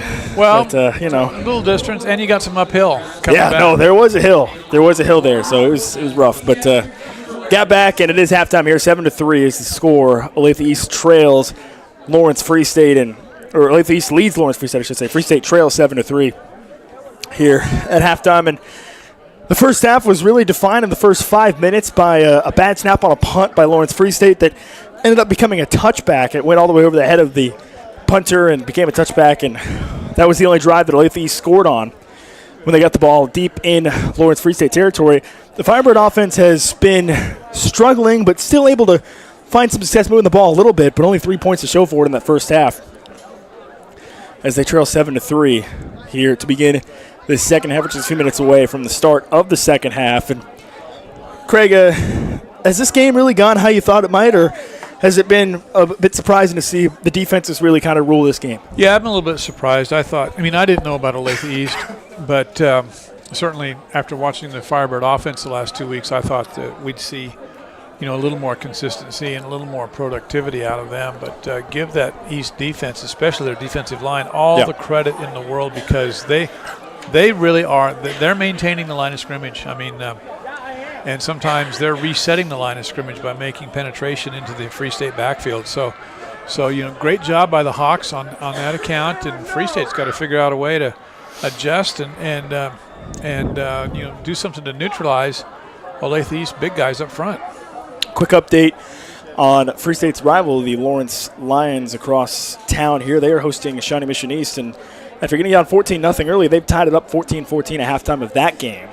You hear that game on KLWN, but we've got more Free State action coming up here in just a few moments as both teams are about ready to return to the field here as we get ready for the start of the second half. I'd like to remind you that our halftime show today is brought to you by 23rd Street Brewery, open daily from 11:30 to 10:30 from the Bill Self Mac and Cheese to the Haney Turkey Stack or the Hank Booth Burger. Come in to watch the football, basketball, baseball games from high school to KU to the NFL. Friday Night Lights here in Lawrence. Temperature's pretty comfortable, but I was just outside, Craig, to go to the bathroom, and there is a bit of a light rain coming down. It is definitely noticeable, but not significant in any way. Very light precipitation coming down right now. We'll see if that continues in the second half, and if that maybe does start to affect things a little bit. Well, whether a wet field or a wet football does at some time or another affect the game, so we'll keep an eye on that. But it's almost like you've been willing this to happen, because you've talked a lot about the rain, the potential for rain. No, I'm just trying to. I think you're. Listen, I'm just trying to keep the public informed. Oh well, okay. You phrase it how you want. But meteorologist Nick over here is just trying to do the public some good service here to keep them informed on what's going on. And with now the sun having gone down and the lights on, I can't see the sky, so I can't tell you if there's a lot of clouds or precipitation or in the air, but I can go outside and feel a little bit of rain, so a little bit of first-hand reporting there on my part. Well, the storage shed across the field has a very shiny reflection on it. So that as to if me it's been rained on, right? Tells me it's been rained on. See, there you go. You got some meteorologists in you, Craig. Look at that. Yeah. The Olathe East Hawks have just returned to the field, and Craig, I'm always curious about this. Yeah. With the timer of the halftime that running down, Olathe East has just got back on the field. Free State has not come back out.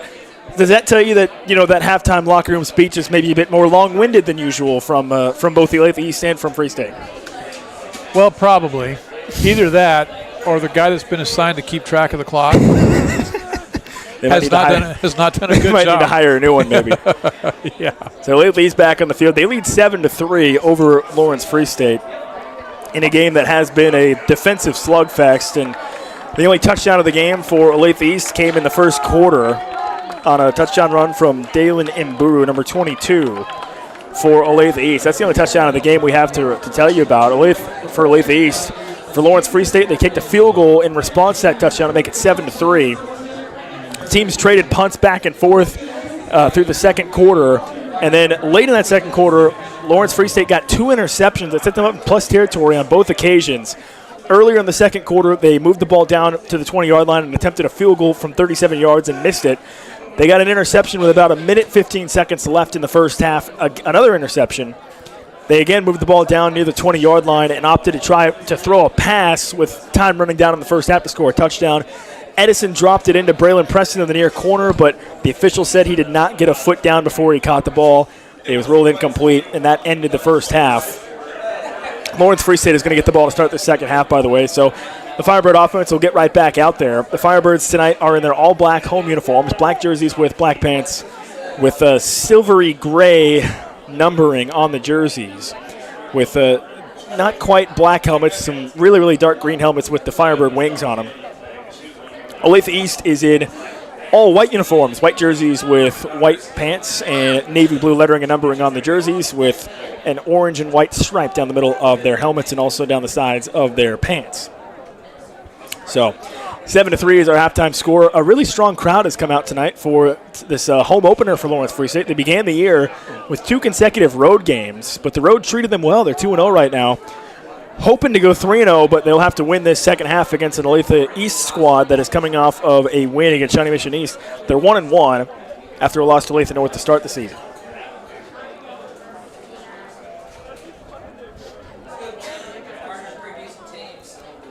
(7-3) the halftime score.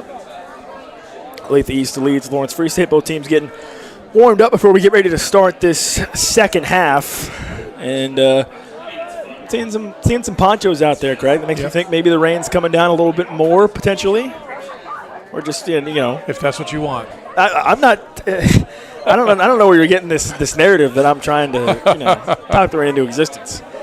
Although I never say no to rain because it's a great way to wash your car. It's a little car wash in the rain. And I just washed my car today. See that, and that's not good for you so because the rain's going to streak on it. Yep. Yeah, so that's poor planning on your part. Yeah. Hopefully the coaches have done a little bit better planning than Craig has to start this second half on how they want to attack their opponents. Lawrence Free State will be receiving the second half kickoff from Olathe East. 7-3, the Firebirds trail as we get ready to start this second half of action here at Lawrence Free State High School. Thanks so much for joining us tonight, whether you're listening to us on 92.9 The Bull or watching our video stream on klwm.com or on our YouTube channel at Great Plains Media. Thanks so much for tuning in tonight to Lawrence Free State football. We're happy to bring it to you. I'm Nick Springer alongside our broadcast partner Craig Hershiser, and the second half about to get started here from Free State High School. Olathe East will kick the ball off from right to left. Free State getting one last huddle of their special teams before they run out onto the field. 12 minutes on the clock here in the third quarter. Nick, this game is available to either team.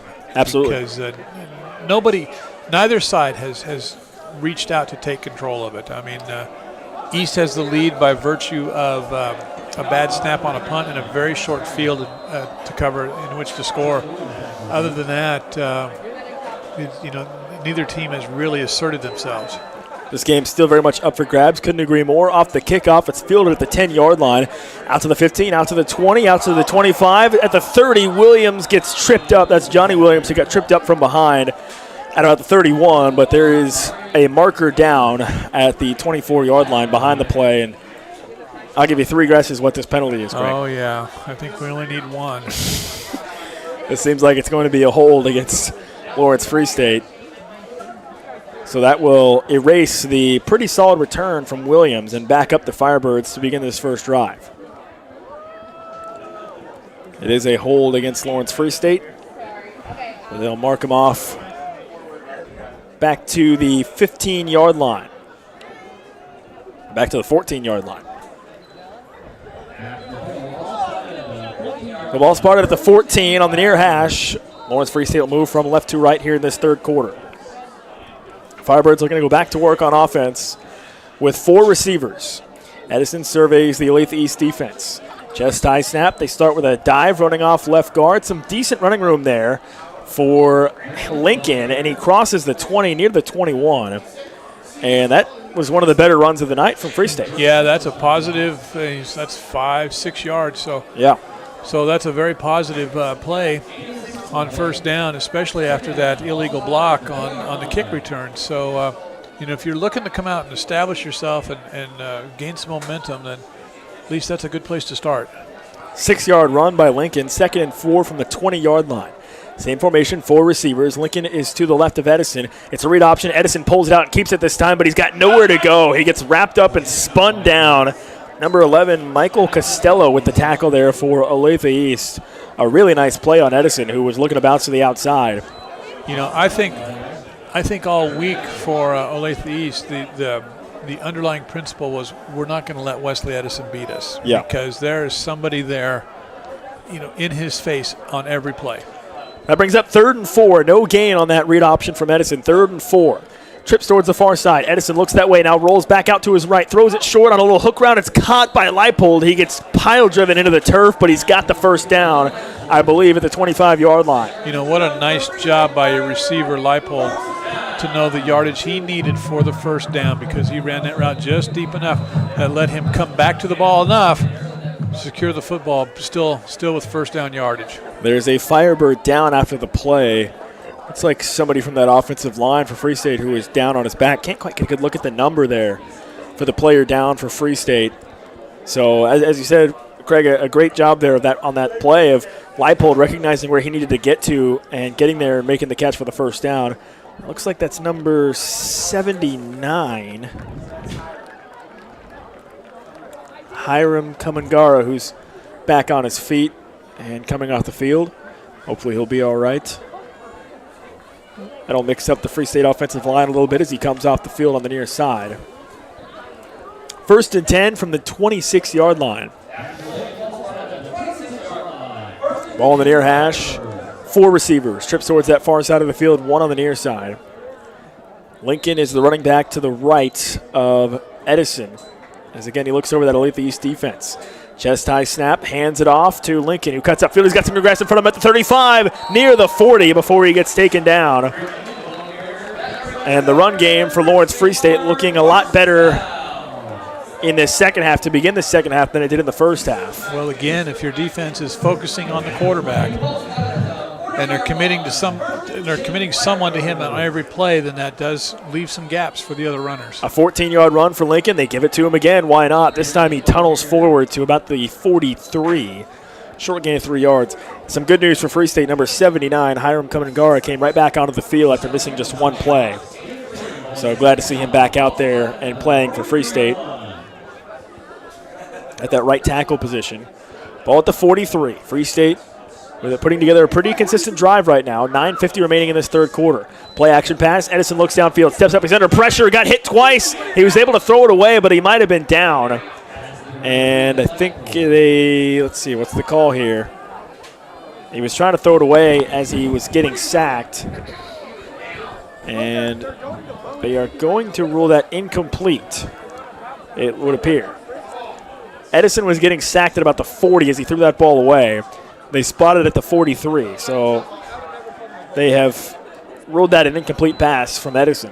Well, he is a sitting duck in that pocket. I mean, the protection just isn't holding up, and he's back there in the pocket, fairly stationary. You got a pretty mobile quarterback. I just think get him moving out there on the edge. 3rd and 7. Edison throws, and it's caught by Lincoln. What a great play. Lincoln jukes one defender across midfield into Olathe East territory, across the 40 to the 38.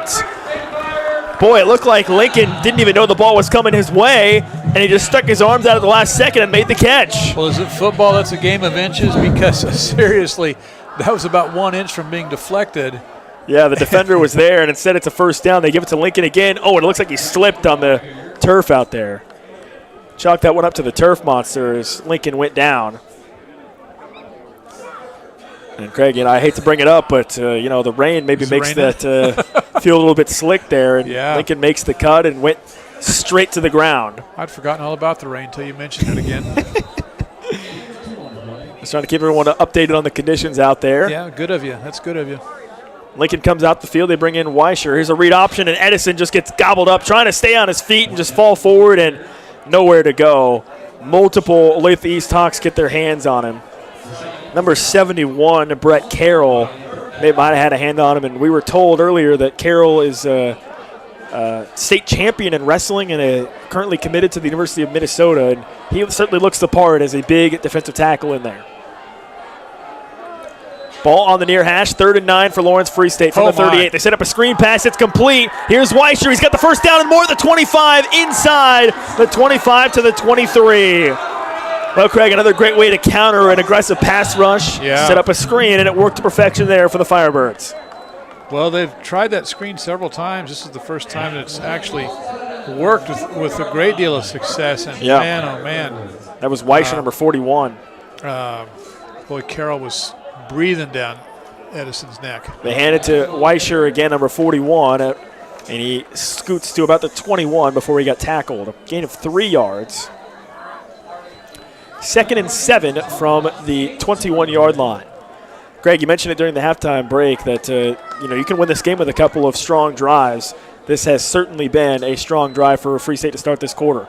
Here's Edison on a keeper. Oh, and he got hit hard up high and low. Somehow fought through it, though, and falls forward for an extra couple of yards there. And this is the game that's going to test his patience because, again, he hasn't been able to break free. There haven't been a lot of big plays that he was accustomed to the first 2 weeks, and so he's going to have to just keep his head about him and continue to try and produce. There's a big 3rd down, but they jumped again. Flags fly, and they'll call offsides. It was Carroll, number 71, I believe, in the middle who jumped. And Free State gets gifted a first down. It was 3rd and short, and the 5-yard penalty moves the chains. The Firebirds have moved the chains via offsides a couple of times tonight. But now before this first down snap, a timeout taken by Olathe East.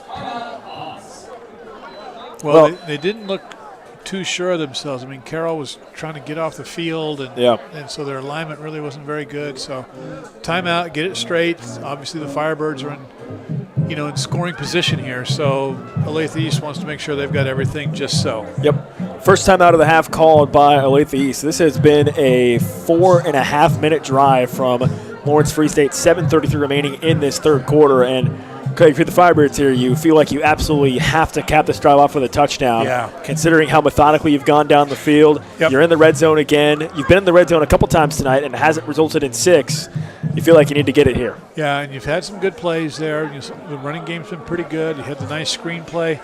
The screen pass that worked really well. The other pass that was just very nearly deflected, but so that was a big gainer for Free State. So you want to reward yourself for all that effort and all that productivity. I mean, this has not been an easy drive. You referenced those 2 plays; those were both third down plays. The pass to Lincoln and then the screen pass to Weischer. So it has not been easy going for the Firebirds. They've had to convert multiple third downs. They just got another first down off of offsides on a third down. They're at the 13. Love to get 6 points here. Edison wants to throw, stepping up. This time he does have time to throw, but now it starts to run. He looks to scramble, and he's tackled for a loss of about a yard.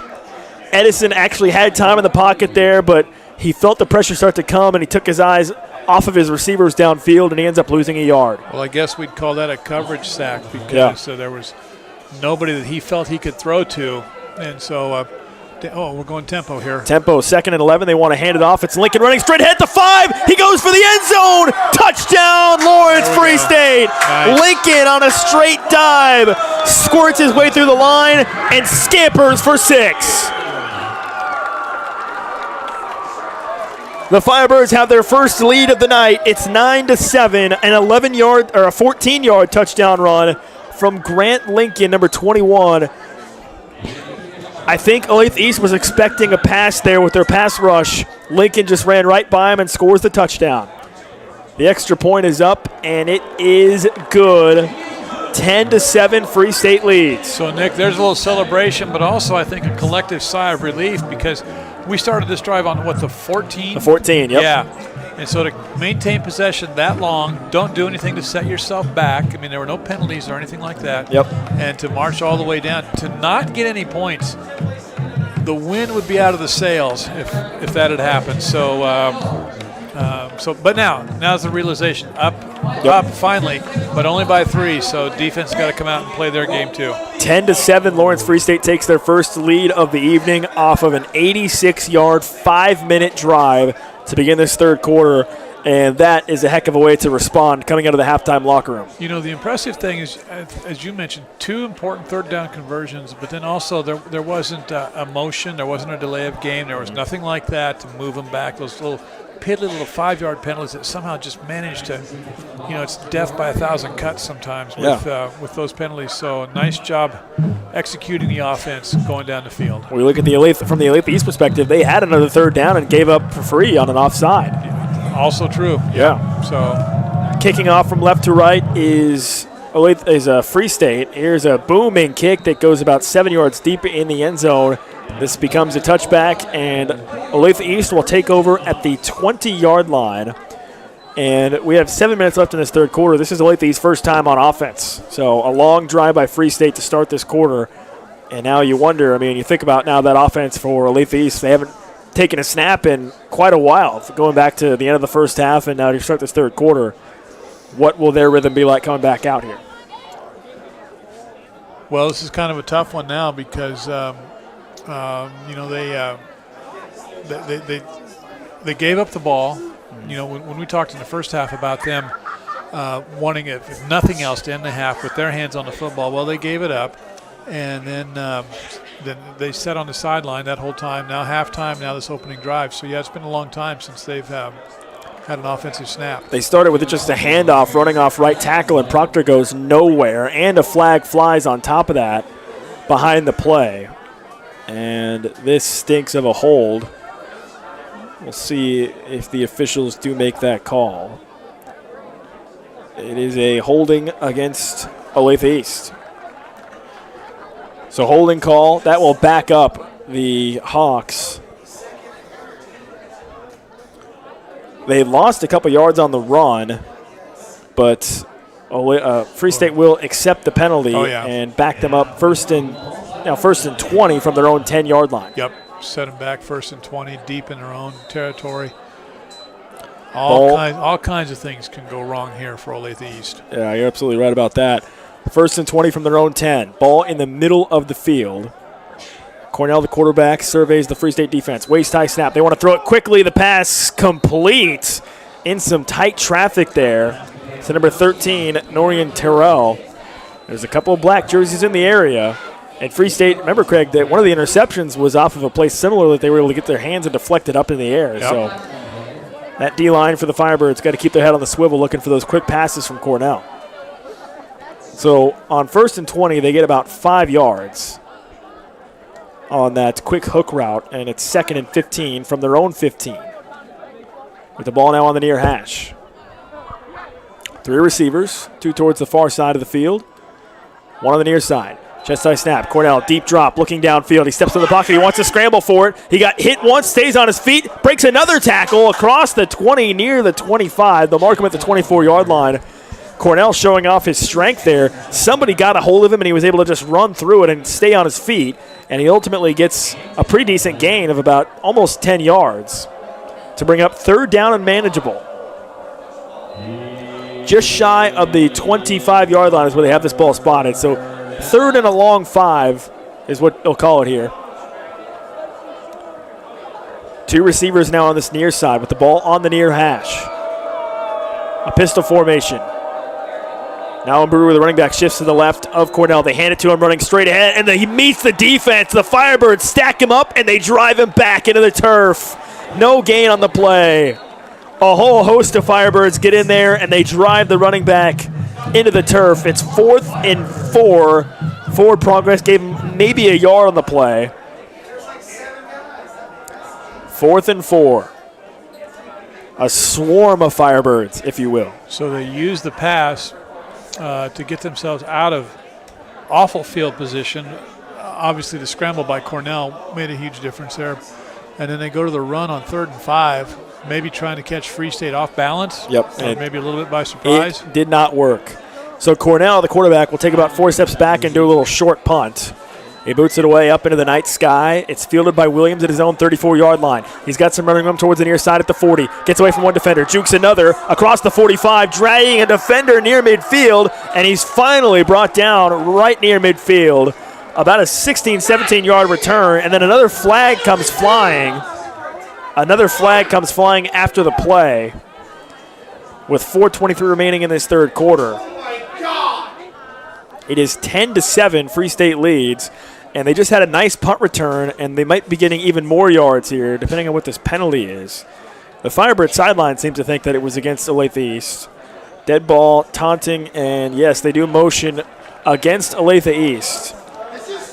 So a nice return by Williams near midfield, and then tack on an additional 15 with another dead ball foul. There's been multiple of those that have gone against both teams tonight.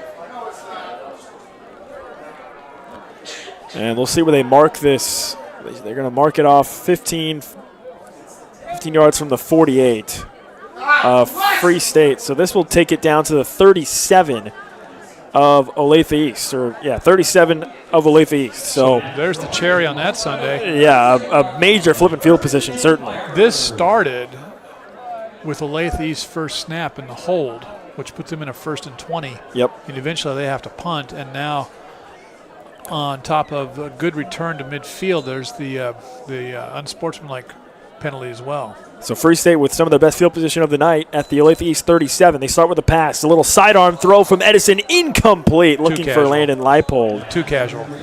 Yeah, and Edison, I think, was trying to show a little bit there with a little flick of the wrist and a sidearm throw, and he didn't, as you said, didn't maybe necessarily take his time. He had Leipold and just missed him. So it's 2nd and 10 at the 37. They'll go quickly here with some tempo. It's a read option. Edison will keep it, tries to create something out of nothing, and that play got blown up. And Edison maybe even loses a yard or two on that one. You know, you got to remember that Patrick Mahomes plays for a team in Kansas City. So that little sidearm flick is not likely to be met with success. And that read option play just didn't look right from the start, to be honest with you, and they end up losing a yard. So with this great field position, it's now 3rd and long, 3rd and 11 from the 38-yard line for Free State. Moving from left to right here in this third quarter. Chest high snap for Edison. They fake a little sweep play. Now Edison wants to throw, looking downfield. He winds up, unloads deep down the field. Oh, his receiver slipped and fell down. He had a couple steps in the secondary. His receiver slipped and fell down. Hamilton, number 2, was the intended target. He went to try to readjust on the run, and he went down. It's 4th and 11 from the 38-yard line. And, Greg, I think Free State's – oh, okay, they're going to run out their punt unit here. Yeah.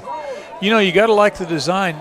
You notice the little fake pitch to kind of slow down the pass rush. That was nice. That's a nice adjustment. And then really a pretty well-delivered ball, but receiver tripped and fell.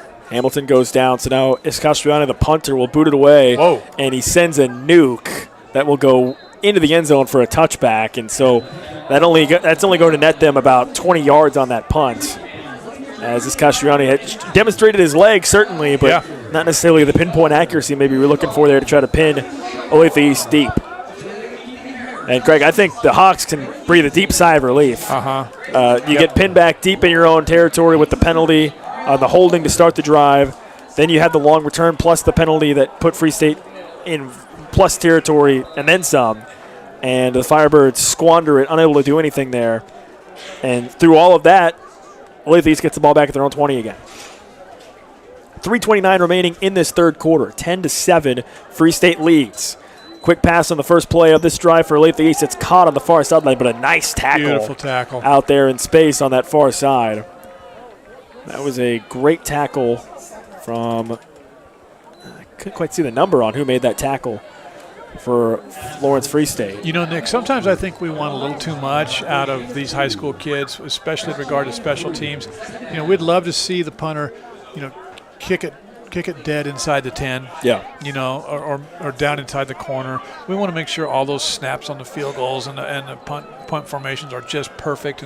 And you know, it's not like they spend hours and hours and hours practicing, you know, and refining that craft. Here's a jet sweep on 2nd and 10, and a nice run across the 30. Number 17, Adam Walters on the jet sweep there for Olathe East, and that moves the chains for the Hawks out across the 30 to the 32-yard line. 2:35 remaining in this third quarter. Free State leads 10-7. And Craig, you mentioned earlier during our halftime show that this game could be defined by one or two really solid drives. Free State had theirs, lead by 3, but if Olathe East can put something together here, they can get right back in this game. And Free State had their chance at the second drive too. Yeah. Couldn't quite capitalize, and now they look to the defense here to protect this lead. 10-7, the Firebirds lead. Chest high snap for Cornell, wants to throw. Fires an out route towards the far side, across the 35, across the 40. Near another first down. That was number 6, Carter Gooding. And it looks like he did get almost enough for the first down. They mark him just short. 2nd and 1 coming up. He needed the 42 for a first down, got to the 41. Ball spotted on the far hash. Olathe East moving from right to left in this third quarter. They break the huddle with 3 receivers, 2 towards this near side, 1 towards that near side of the field, towards that far hash. Running back to the left of Cornell. They hand it off to him right away. It's Proctor. Waits and hesitates, and then he got stacked up. A big hit. He got rocked. Yeah, a big hit there. I think that was Parker Moore, number 8, who stopped him in his tracks. He had enough for the first down, though, so it does move the chains. Needed the 42 for a first down, got the 43. So the chain gang moves. 1st and 10 for Olathe East at their own 43-yard line, moving from right to left. Now the Hawks have put together a couple of sequences of moving the chains here, a couple first downs. 55 seconds left in this third quarter.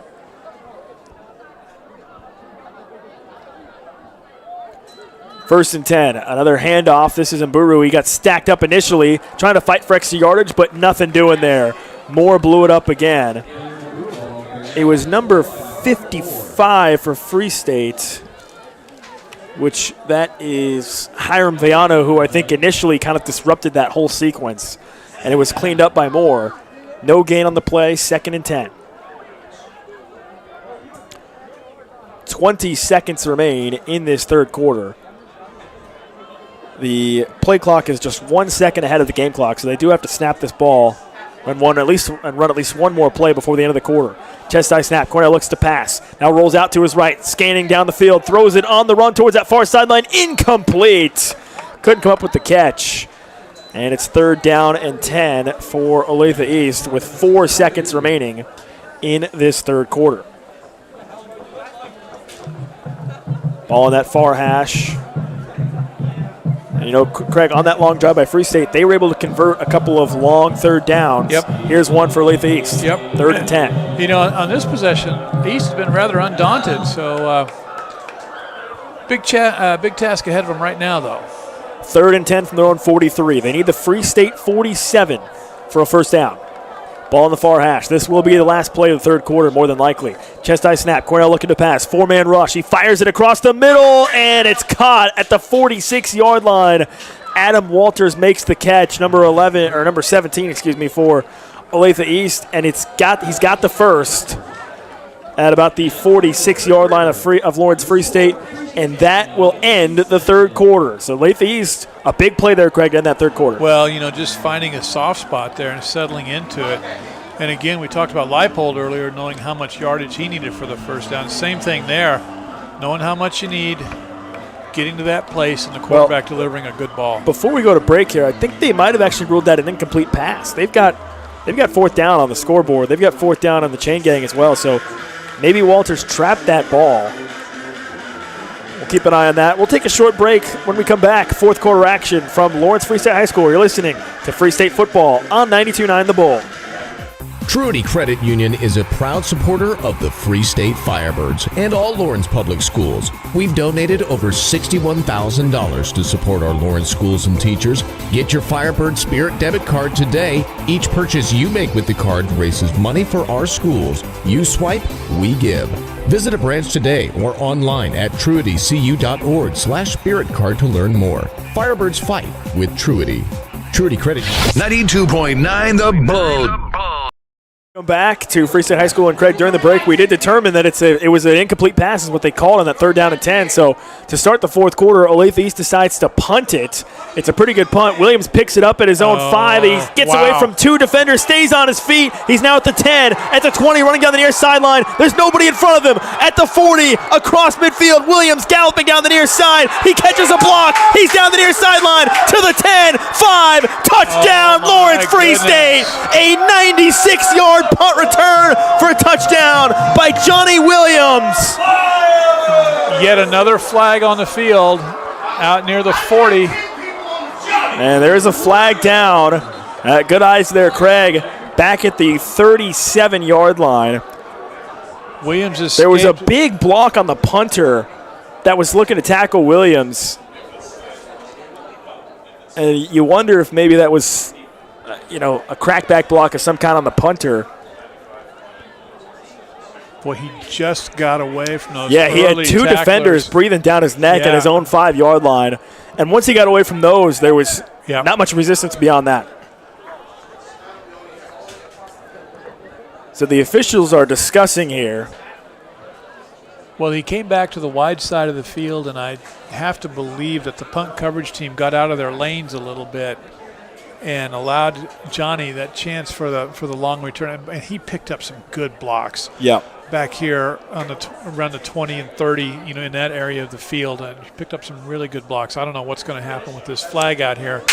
And the Free State sideline seems convinced that this is going to stand as a touchdown. So they are celebrating. And yes, the official does signal a touchdown counts.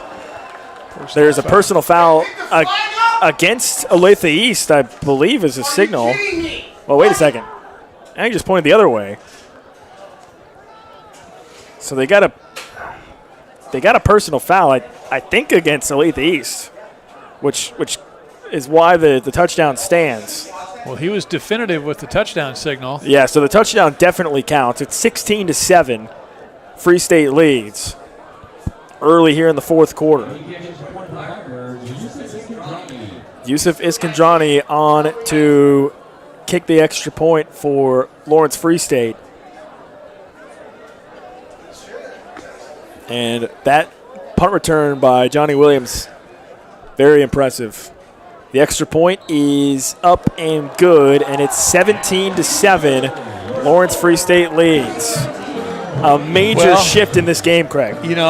Free State has been in existence for over 30 years now. I'm going to suggest that might be one for the record books. I'm guessing that's the longest punt return. Punt return for touchdown. I would assume that's the longest punt return in Free State history at the a 95, a 96-yard return there by Johnny Williams, and that feels like it could be the defining moment in this game. It's now a 10-point lead for Lawrence Free State. And Olathe East, you think about that, Craig. I mean, that was Olathe East, one of their more promising drives of this game that gets stalled out near midfield. They're forced to punt, and the end result is a touchdown for Lawrence Free State. Well, especially when everybody in this booth thought that the pass was a reception for a first down. We come back from quarter. No, it wasn't. And then they have to punt, and all of a sudden it is a touchdown for Free State. Yeah, it certainly feels like that could be a defining moment in this game, as now Free State will kick this ball off from right to left. And good blocking on that. Yeah, you highlighted it as well. I mean, Williams did his part by getting away from the first 2 defenders that were on him. And then after that, you're right, some nice blocks down the near sideline. And that set him up for the long return. You know, when he took it on the bounce, my first thought was, oh, no, what are you doing? And I think that was everyone's first thought. And then he's nearly tackled, and it's like, oh, my gosh, no. Yeah. Boom. Next thing you know, turns the corner. So they are going to enforce. So I think they had the personal foul on Olathe East on the punt, and they have now marked that off on the kickoff. Yeah. So they move it 15 yards. So we know Iskandrani's got a big leg. He's now kicking off from the 45. This might go through the uprights. I mean, he's been kicking it consistently into the end zone from well, that'd be fun. From the back from the 40. So Iskandrani's going to kick this one off. 11:37 remaining in this fourth quarter. And now a double-digit lead for Lawrence Free State. 17-7, the Firebirds lead. Iskandrani stands over the Firebird logo, gets a running start, and he sends it through the upright, just as I predicted. You called it. Wow, look at that. Put 3 points on the board for the Firebirds. Oh, wait, you can't do that? Okay, never mind. 11:37 left in this fourth quarter, and the Firebird defense comes back out. And, Craig, I think the Firebird defense, that long punt return for touchdown is probably a weight off their shoulders because they're working now with a 2-possession lead. So maybe you felt a lot of pressure to try to stop the Olathe East offense, but now you can maybe play a little bit more free knowing you've got a bit of a cushion here. Well, and they certainly played well the entire game. You mentioned that'd be a massive rule change if the kickoff went through the uprights for 3 points. But I offered an opinion last week on kickoffs. Instead of in this case, instead of bringing it out to the 20, why don't we change the rule, bring it out to the 30, give the offense a little better chance for some success.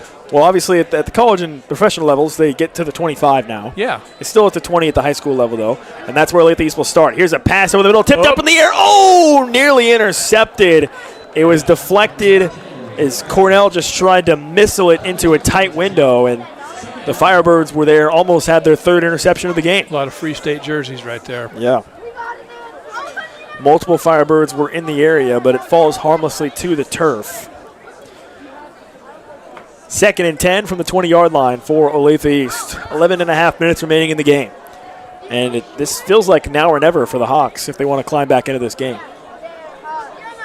3 receivers, chest high snap for Cornell, a handoff, and there's just nowhere to go, and the Firebirds get a hold of him and wrangle him to the ground. Proctor, nowhere to go, and the black jerseys found him and took him down for a loss of a yard back to the 19. 3rd down and 11 now for Olathe East.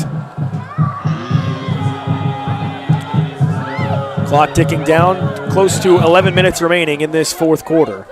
17-7, Free State leads. 3 receivers, 2 towards the far sideline, 1 on the near side for the Hawks, moving from left to right in this fourth quarter. Cornell's got Mburu, number 22, to his right. Play action pass, a deep drop. They want to set up a screen pass to the running back. Mburu, and a big hit, and he's driven down. How about that? Parker Moore, a textbook form tackle, wrapping up Mburu and pile driving him into the turf for an emphatic 3rd down stop. Man, beautiful play, beautiful defense right there. We talked about it during pregame. Open field tackling by this Firebird defense, and that was textbook. Mburu caught it, and he turned, and Moore planted him for basically no gain. It's 4th down. East has to punt. They send it away into the night sky. The Firebirds did not have anybody back to return this punt, so it rolls out of bounds at the 35-yard line. And then another flag comes out. Another flag comes out after the play, and this might have been more extracurriculars happening back at the 30, near the 40-yard line. As it stands right now, Free State's going to take over at their own 35. But we'll see what the flag is. 10:08 remaining in this fourth quarter. And they got a personal foul that goes against the Firebirds. So that will back up Lawrence Free State from the 35 to their own 20. And we have seen multiple penalties after plays, some unsportsmanlike that have gone against both teams. And here's another one that goes against the Firebirds behind the play. And That will back up the Firebirds to, let's see where they're walking them all the way back to the, how far back are they going? Oh, just to the 20. There we go. Yep. 15-yard penalty backs them up from the 35 to the 20. And Free State will take over with 10:08 remaining. And one more long sustained drive, Craig, could put the nail in the coffin of this game. Up 17-7. They start with a handoff, and it was Lincoln breaking a tackle and stumbling forward to the 25.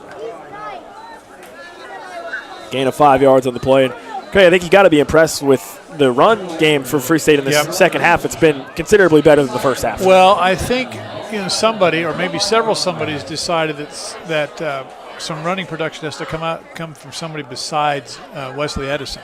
Yeah. And we've seen a good job this half from the running backs. Yeah, both and Lincoln, the offensive line. Both Lincoln and Weischer have made nice plays at the running back position. Edison wants to throw. He's under pressure again. Rolls out, chucks it up for grabs, and it goes incomplete, out of bounds.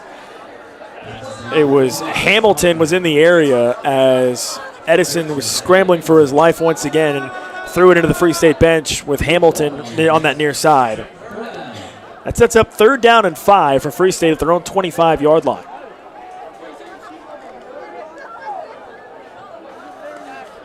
Ball in the middle of the field. The Firebirds moving from right to left here in this fourth quarter. Edison standing at his own 20. They need the 30 for a first down. Just a snap. Edison looks to pass, stands tall in the pocket, fires it, and was it intercepted? Burton, number 3 for Olathe East, appears to have an interception, and yes, they do point an interception for Burton, who, Craig, I think the most impressive player on the field tonight has been number 3, Benjamin Burton. He's been outstanding for them for Olathe East. That was a really great pick. Diving interception. Got his hands on the ball, gives his team a chance. Now, you talked earlier about a long drive by Free State could pretty much seal this game, but now East with a shot, only down 10, taking over the ball on the 37. Yeah, it's still plenty of time left in this game. I mean, we got 9:22 left in this game. So still a lot of time for anything to happen, and you're right, if Olathe East can capitalize here, you think about the one time that the Hawks did get positive field position, they were able to go and score a touchdown off of it back in the first quarter. They get it at the 37 this time after the interception. First interception of the season for Edison, by the way. Running straight ahead. Oh, my gosh, in a big collision. Jeffries, number 35, meets the running back, Proctor, and that was a big hit again. And there's been some big hits delivered by this Free State defense tonight. Tyler Jeffries having himself a game tonight. Yeah. Both him and Parker Moore, I think, have been two standout players on this Firebird defense this evening. 8:55 and counting remaining in this fourth quarter. 10-point lead for Lawrence Free State, but the anxiety levels here at the stadium rising a little bit with Olathe East getting the interception in plus territory. Cornell fires on a post route, caught inside the 20 to about the 17. Carter Gooding on a little deep post with a big gain for Olathe East, and the Hawks are in the red zone at the 17-yard line. That's a big-time passing catch right there. I mean, that ball is delivered right on the money. Yep, that's a timing route that was executed very well from Olathe East. Ball at the 17-yard line. Cornell, the quarterback, pointing out the defense of Free State. They've got 3 receivers. And Brewer, the running back, moves to the right of Cornell. Oh, a bad snap! A bad snap back to the 35, and Cornell alertly just dives on it. But that will set the Hawks way back. They tried a motion. It looked like they wanted to run another jet sweep there, and the timing was off. The snap got past Cornell, and a big loss for Olathe East. That sets the Hawks way back. Boy, that is, second down at the 37-yard line. And second, Craig, 29? Yeah, they need the 8 for a first down. Yeah, so, I mean, you're testing the limits of my math skills with this. 37 minus 8. Okay, they need 20. Yeah, I think you're right, 29 here. That's the best I can do. Waist-high snap for Cornell, rolling out to his left, does a little shovel pass forward to the running back at the 35, looking for room down the field, and a whole host of black jerseys meet him and crunch him, and the whistles blow as he got across the 35, near the 30, to about the 32, I think is where they're going to spot this. They got it at the 32. Okay, so third down, and let's see, they mock him at the 31. So they need the 8 for a first down. So 3rd and 23 here. 3rd and 23 from the 31. I don't know how good Olathe East kicker is here, Craig, but they might be just looking to try to center this up and get some yards to set up a kick to possibly cut this down to a 7-point game. Here's my cheat sheet. I'm not doing the math, dude. It's on the yard marker down. Oh, well, that's true. Meanwhile, here's a run to the 20 on the near side from number 2, Jalen Proctor. Another decent chunk of yardage there, but on 3rd down and a mile, they don't even come close to getting the first down. It's 4th down and 12 at the 20-yard line. And again, how much does Olathe East trust their kicker? A kick here, a field goal here would make it a one-possession game, but it looks like the Hawks want to push their chips to the center of the table and go for it here. All in, are they? 6:10 remaining in the fourth quarter. Ball in the near hash. The play clock is down to 7 as they get set up, and now a timeout called by Free State. So the Firebirds burn a timeout here on 4th down and 12. On the defensive side of the ball, they want to talk things over. And this is a very critical play, obviously, for Olathe East, down by 10. And again, you're at the 20, so this would be about a 36, 37-yard field goal attempt. We haven't seen the Olathe East kicker at all tonight besides the extra point. So if you don't have enough faith in his leg, you might just want to go ahead and go for it. That's what Olathe East was maybe thinking. But, I mean, if you did have faith in the field goal, a field goal here would cut it down to a one-possession game, make it 17-10. Whereas if you go for it here and you don't get this, it could be trouble for Olathe East. Man, that snap, right? That yeah. Snap oh, my gosh. Yeah, it looked like it was going to be a jet sweep, and Cornell the timing was off one way or the other, and I think that could potentially haunt Olathe East in this game. Field goal unit. You think about it. Oh, they do send out a field goal unit. Yep. So they are going to attempt a field goal here. Okay, we're about to find out. The kicker, number 39, Cameron Spire, to kick this field goal from the near hash. This will be a 37-yard attempt from the near hash, kicking from left to right. Minimal wind out there tonight. It's a pretty decent snap. The kick is low and missed, but they blew it dead. Somebody called timeout? The referee was stepping into the line of scrimmage. I'm not sure if somebody wasn't lined up properly or just what, but he stepped in there. It was a low lob lolly kick that missed down and away. What? A what? Lob lolly, and kind of like spinning corkscrew style. Lob? Ever heard that? Lob? Lob lolly, lolly? Spinning. Never heard that? Never heard that term. Wow. Thank you. There you go. Thank you. I'm happy to learn something new. There you go. So a false start, and now they will try to run this kick from 37 yards to make it a one-possession game. The kick is up, and it is good from Spire. They gave him a test kick. He missed it, but on the real thing, he knocks it through from 37, and that makes it a one-possession game, 17-10. Olathe East now within 7. 6:01 remaining in this fourth quarter. Based on his first attempt, I didn't have a lot of confidence that kick was going to go through. But I thought the whole time with the official getting in there, and I don't know if he said something or blew his whistle, but there was the whole timing just looked off. So there was some confusion there, I think, for sure. 17-10 is the score here at Free State High School. The Firebirds lead. We'll pause 10 seconds for station identification. You're listening to Free State Football. KMXN, Osage City, Lawrence, Topeka, 20 country hits in a row. Then and now, 92.9 The Bull. With Craig Hershiser, I'm Nick Springer. Thanks so much for joining us tonight for what has turned into a very exciting football game here on this Friday night between the hosts, the Free State Firebirds, and the visitors, the Olathe East Hawks. 17-10, Free State leads. With still 6 minutes left in this game, Craig, so a lot of time left. And, I think all things considered, I think both teams probably feel like they're in a decent spot right now. With Free State, you're in the lead, but with Olathe East, you were able to get down and get a field goal to cut this lead down to one-possession game. And now with 6 minutes left, it's kind of all hands on deck. Okay, so we watched that first game, and we watched some pretty wild stuff. Yes. Right? We've seen some wild stuff tonight, too. So what are the chances? Onside here? Just for the heck of it? Maybe. I mean, we saw some pretty unconventional coaching decisions. If you look, Free State, maybe they're anticipating some shenanigans potentially, but instead the Hawks will just kick it deep. It's Williams who fields it at about his own 8-yard line, jukes at the 10, and gets tackled at about the 17. So the Olathe East kick coverage does a better job than their punt coverage, and they corral Williams at about the 17-yard line. And now the Firebirds, with their offense coming out here, and Craig, again, another, if they can put together a drive and at the very least burn a good chunk of this clock, it could put this game away. But certainly the stress level is high, I would think, on that Free State sideline.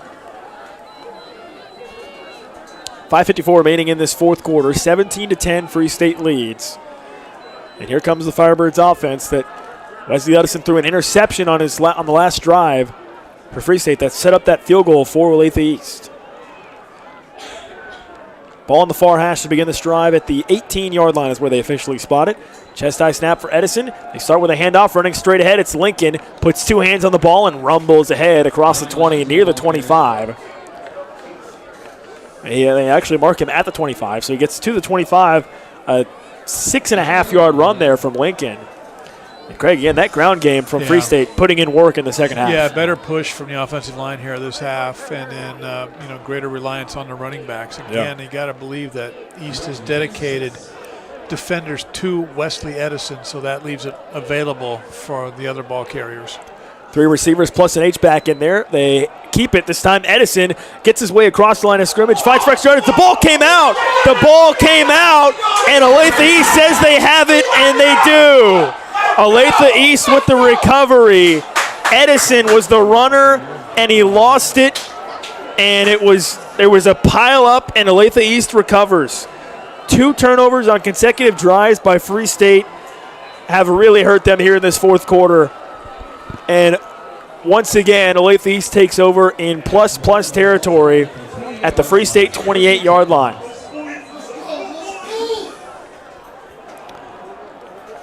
The interception by Edison on the previous drive, and there, Edison fighting for extra yardage as he always does. And the Hawks ripped it away from him. He fumbled and recovered by Olathe East. 17-10. The Firebirds lead, but on the back foot here, looking to their defense to make a big play. They want to pass on the first play of this drive for Olathe East. They get it out into the flat, and the Firebirds rally to the football and make a big stop for a gain of maybe a few yards. They were looking for number 17, Adam Walters, and he gained about 2 yards on the play to the 26. Well, Firebird defense has got to stand up and be accounted for now. They played very well the entire game, but game's on the line right now. And, Nick, I don't think Olathe East quarterback Jack Cornell is going to blink. Yeah, he's looking pretty sharp right now. 4.5 minutes remaining in this game.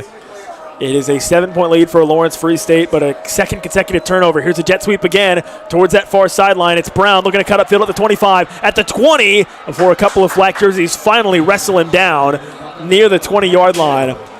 And every time Olathe East has run that jet sweep, Craig, they found some success getting their speedsters in space on the perimeter. And just fast enough to get away from the guy that was chasing him, because from where we are, he had a guy right behind him. I thought he was tackled. From where we're, I thought he was tackled, but he's just fast enough to get away from the would-be tackler.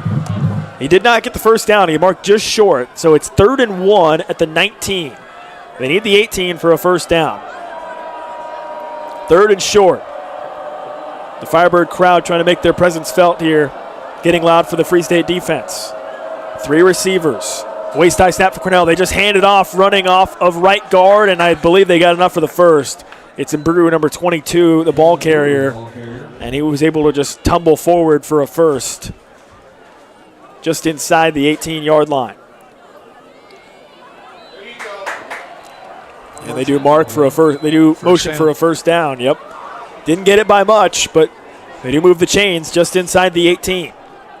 And this clock continues to run down to 3.5 minutes. Both teams have 2 timeouts remaining. Something to make note of here as we get closer to the end of this game. Ball in the middle of the field. Olathe East moving from left to right. They're in the red zone once again. 1st and 10 at the 17-yard line. And for the first time all night, they go under center. And they do a little handoff running straight ahead, and it does not work. The Firebirds blow it up. Craig, I don't know about that call at this stage of the game. You go under center for the first time tonight and run just a straight fullback dive, and you get nothing out of it. Yeah, it's curious because a lot of the dive plays that they've run previous to that have been successful. Yeah. So the different formation, I just didn't quite work for him there. Trying to take Free State by surprise, I don't know. No gain on the play. 2nd and 10 from the 17-ish yard line. 17 and a half, 18-yard line. 2.5 minutes left in this game. They go under center again with Cornell under center. They run a little reverse towards this near sideline, looking to create some space across the 10, across the 15, near the 10. Before he goes out of bounds is number 4, Gerard Reed. A guy who's been very active on the defensive side of the ball, but here they give it to him on offense, and he gets a nice gain. So, no timeout, sorry. So you got to wonder here with those last 2 snaps coming from that formation under center, you got to wonder, is this something that they worked on, or maybe setting them up for something else. Yeah.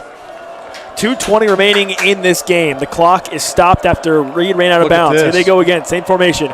Full heavy package. It's Cornell. They hand it off on a dive running straight ahead, and they rumble forward inside the 10, near the 5-yard line to about the 6.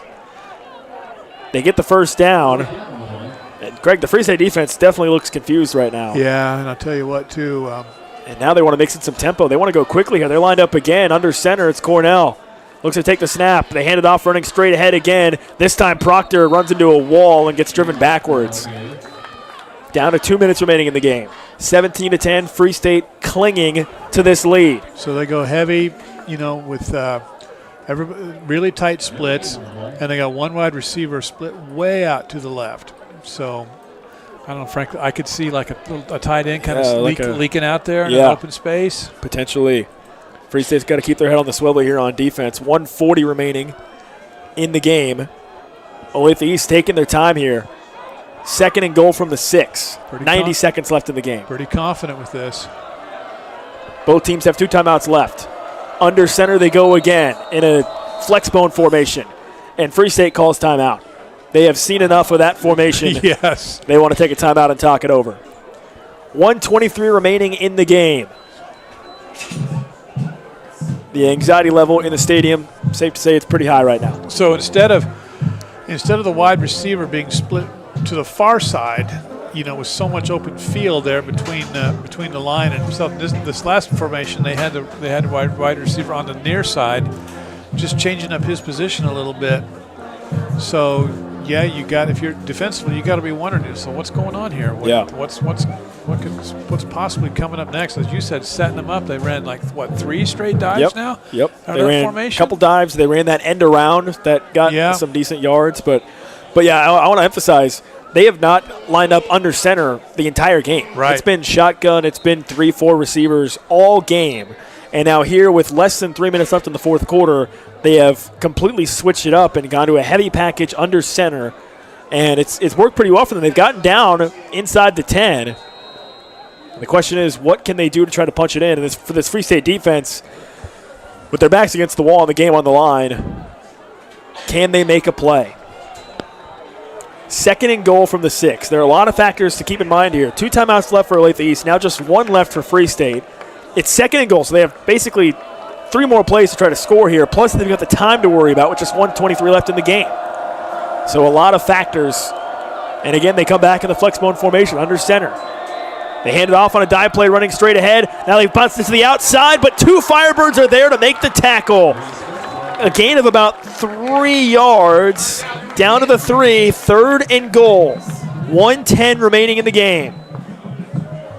Well, there's your Firebirds remaining assignment sound. Yeah, and there was a lot of movement on that play. Yep. They get 2 guys to the ball. 3rd and goal, game on the line. 17-10, Free State leads, under a minute left in this match. Under center again is Cornell. He fumbled the snap! He fumbled the snap! Wow. I think he got it back, but that is a disaster for Olathe East. They've got now 40 seconds left. It's 4th and goal. The clock is running. 4th and goal. And it looks like Olathe East is going to take a timeout. They want to run this clock down. There's about a 4-second differential between the game clock and the play clock. And I think Olathe East is just going to go ahead and let this run down and make this the last play of the game. 4th and goal from the 3.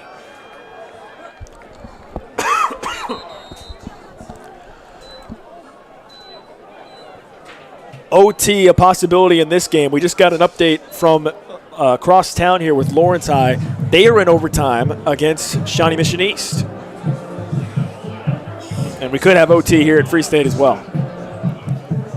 6 seconds left on the clock, timeout, but none of that matters because it's 4th down. 4th and goal from the 3. We are down to 1 play. 4th in the game here. This is Craig. Now, I was thinking, when you go under center like that from going in the shotgun all game, that is a possibility. Like that's a possible outcome of having trouble with the snap. Totally agree. But they have showed a lot of confidence in this, which tells me that it tells us both really that they've practiced this a lot. Yeah. And so they're bringing that out for special occasions, and this is a special occasion. 4th in the game from the 3. 17-10 Free State leads. All or nothing. They go under center again. Flexbone formation. They hand it off, running straight ahead. He tries to power forward. Stop short. They stopped him short. They bring him down just short of the goal line. With their backs against the wall, the Firebird defense stands tall. They shut down the run at literally the 1-yard line, and Free State's going to get this win. 17-10. They went back to a straight power dive, and the Firebird defense deny him short of the goal line. There are 2 seconds left in this game with the ball at the 1-yard line. Wow. Literally 1 yard away. Oh, my goodness. From tying this game, and instead the Firebird defense says, not in this house. So with 2 seconds left, Free State's going to call timeout here. Now, because the ball's at the 1, they can't knee this, Craig. So they have to. I think what would make the most sense here is Edison just takes a snap and rolls out and throws it away. That should run the final seconds off the clock. They have called a timeout to talk this over. What an effort from the Free State defense tonight. All of it boiled down to 1 play. Well, and it's not entirely over. Free State has to, they have to handle the snap. Yes. They have whether it's a shotgun snap or they go under center, they got to handle the snap and make sure that ball doesn't wind up rolling around loose in the end zone. Yeah. It would take something pretty wild to extend this game, but it's never over till it's over. Edison is lined up under center here. Might just try to sneak it out, and he does just try to fall forward. Yep. The clock hits 000s, and that should do it, I believe. I think he got out of the end zone, and yes, this game is over. What a way to end it. Olathe East forcing 2 turnovers by the Firebird offense in the 4th quarter. They get the ball down to the 3-yard line with 6 seconds left.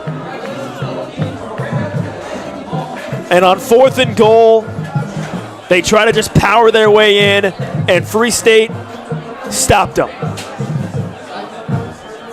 17-10, the final score of a remarkable game.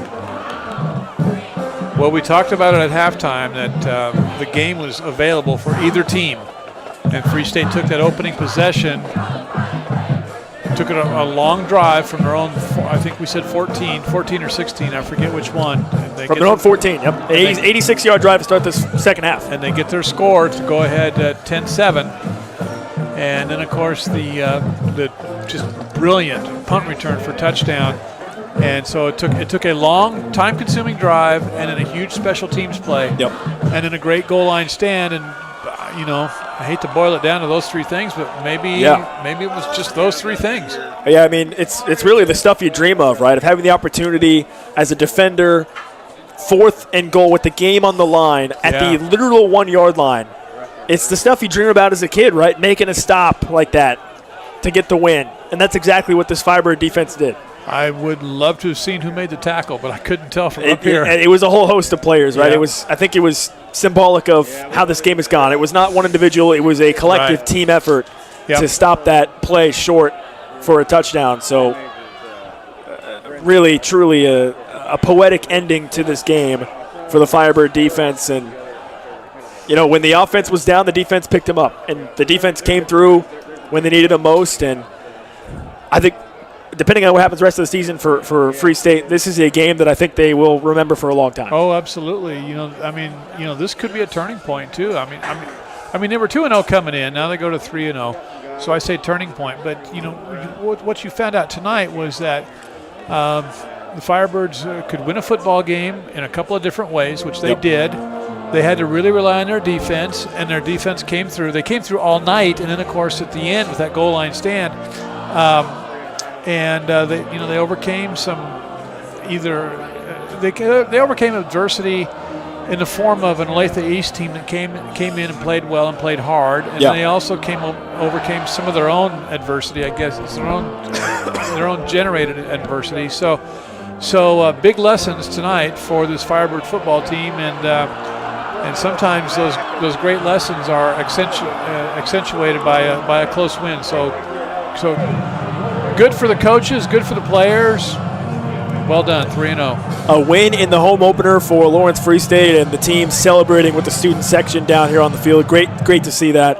And I think you said it perfectly, Craig. A great win for the Firebirds. They are now 3-0 on this young season.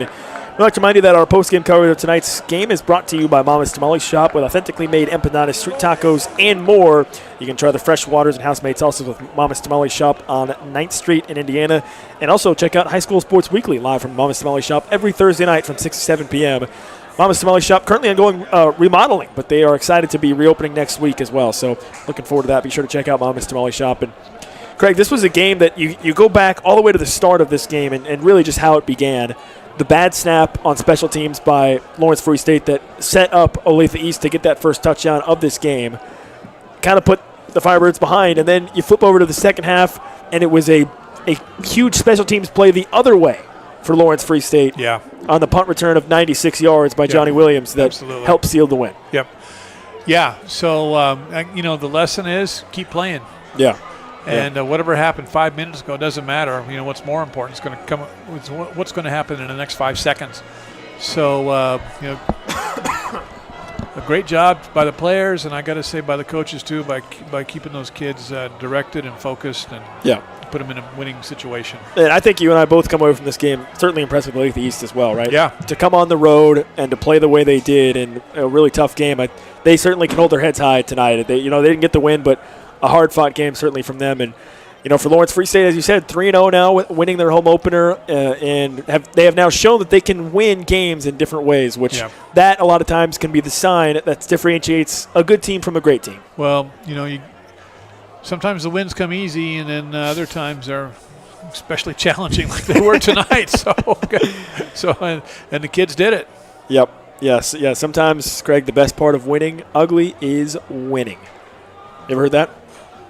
Well, okay. If you want to go with that, my feeling is there's no such thing as ugly wins. Okay. Wins are wins. No, that's a good point too. Yeah. That's a good point too. Because in the column there's not an asterisk that says ugly. It was just a win. Yeah, and I think for the offense, the defense came through when they needed them the most. But at the end of the day, for the offense, 2 critical turnovers late in the fourth quarter. That's something they certainly probably want to clean up going forward. Yeah, the interception and then the fumble by Edison that sets up that last drive for Olathe East. But this was a game where, like you said, I think you talked about it, kind of testing the patience of the offense. Right, the first 2 weeks of the season, it felt like things kind of came easy to them, came easy for Wesley Edison. And this Olathe East defense really challenged them and really, really limited Wesley Edison and what he does best with his running ability. And still, even with the turnovers, they were able to put together a drive or two. They had that long drive to start the third quarter that went down and scored. I think that to me that shows that this offense was able to overcome some of what they faced and were able to still execute at a high level. And it shows a little maturity, which you're going to need as the season goes on. Absolutely. 17-10, the final score here Free State hangs on for a big win against Olathe East, and that's about going to wrap up our coverage here tonight of Free State football. A heck of a game here tonight at Lawrence Free State High School, and we look forward to the rest of the season here, bringing you Free State action around the board. For my partner, Craig Hirschheiser, for our producer, Guy Benner, it's been an absolute pleasure here tonight. I'm Nick Springer signing off for the final time here this evening from Free State High School. The Firebirds win 17-10. Thanks so much for tuning in, and we'll see you next week for more Free State football here on 92.9 The Bull. The Kansas Center for Sedation Dentistry in Lawrence welcomes Dr. Kelly Dummerth. Hi, I'm Dr. Kelly Dummerth. I have recently started at Kansas Center for Sedation Dentistry. What I'm super excited to bring to the table is a whole nother focus on the aesthetic side of smile design, bringing in Lawrence dental aesthetics so that we can focus on the cosmetic side of smile makeovers, Botox, filler, whitening, crowns, veneers, anything that you can think of that can really enhance your smile. The Kansas Center for Sedation Dentistry, kind, caring, and understanding when you need it most. Online at kansascenterforsedationdentistry.com. Kurt Gieser State Farm Agency understands the importance of being a member in the Lawrence community and supporting local. They also understand the importance of supporting you in Lawrence, whether it's through the peace of mind you get with insurance or helping you with any financial questions or needs. Just like this high school broadcast, Kurt Gieser State Farm Agency will tackle any issues you need covered. Give Kurt and his team a call at 785-843-0003 or visit them online at www.kurtinsures.com. Rituals. We get up, get dressed, and yes, put our pants on one leg at a time. It's true. People are creatures of habit. Heck, on game days, I bet you can't wait to get off work. Jump in the car, turn on the radio, you listen to Pregame or your favorite sports announcer while picking up your dry cleaning and heading home to watch the game. Just like a ritual or a habit, Scott's Dry Cleaners, family-owned business, has been proud to serve the Lawrence and Topeka area throughout the years. Clothing and cleaning styles may have changed, but their work and service is the same. ScotchCleaners.com.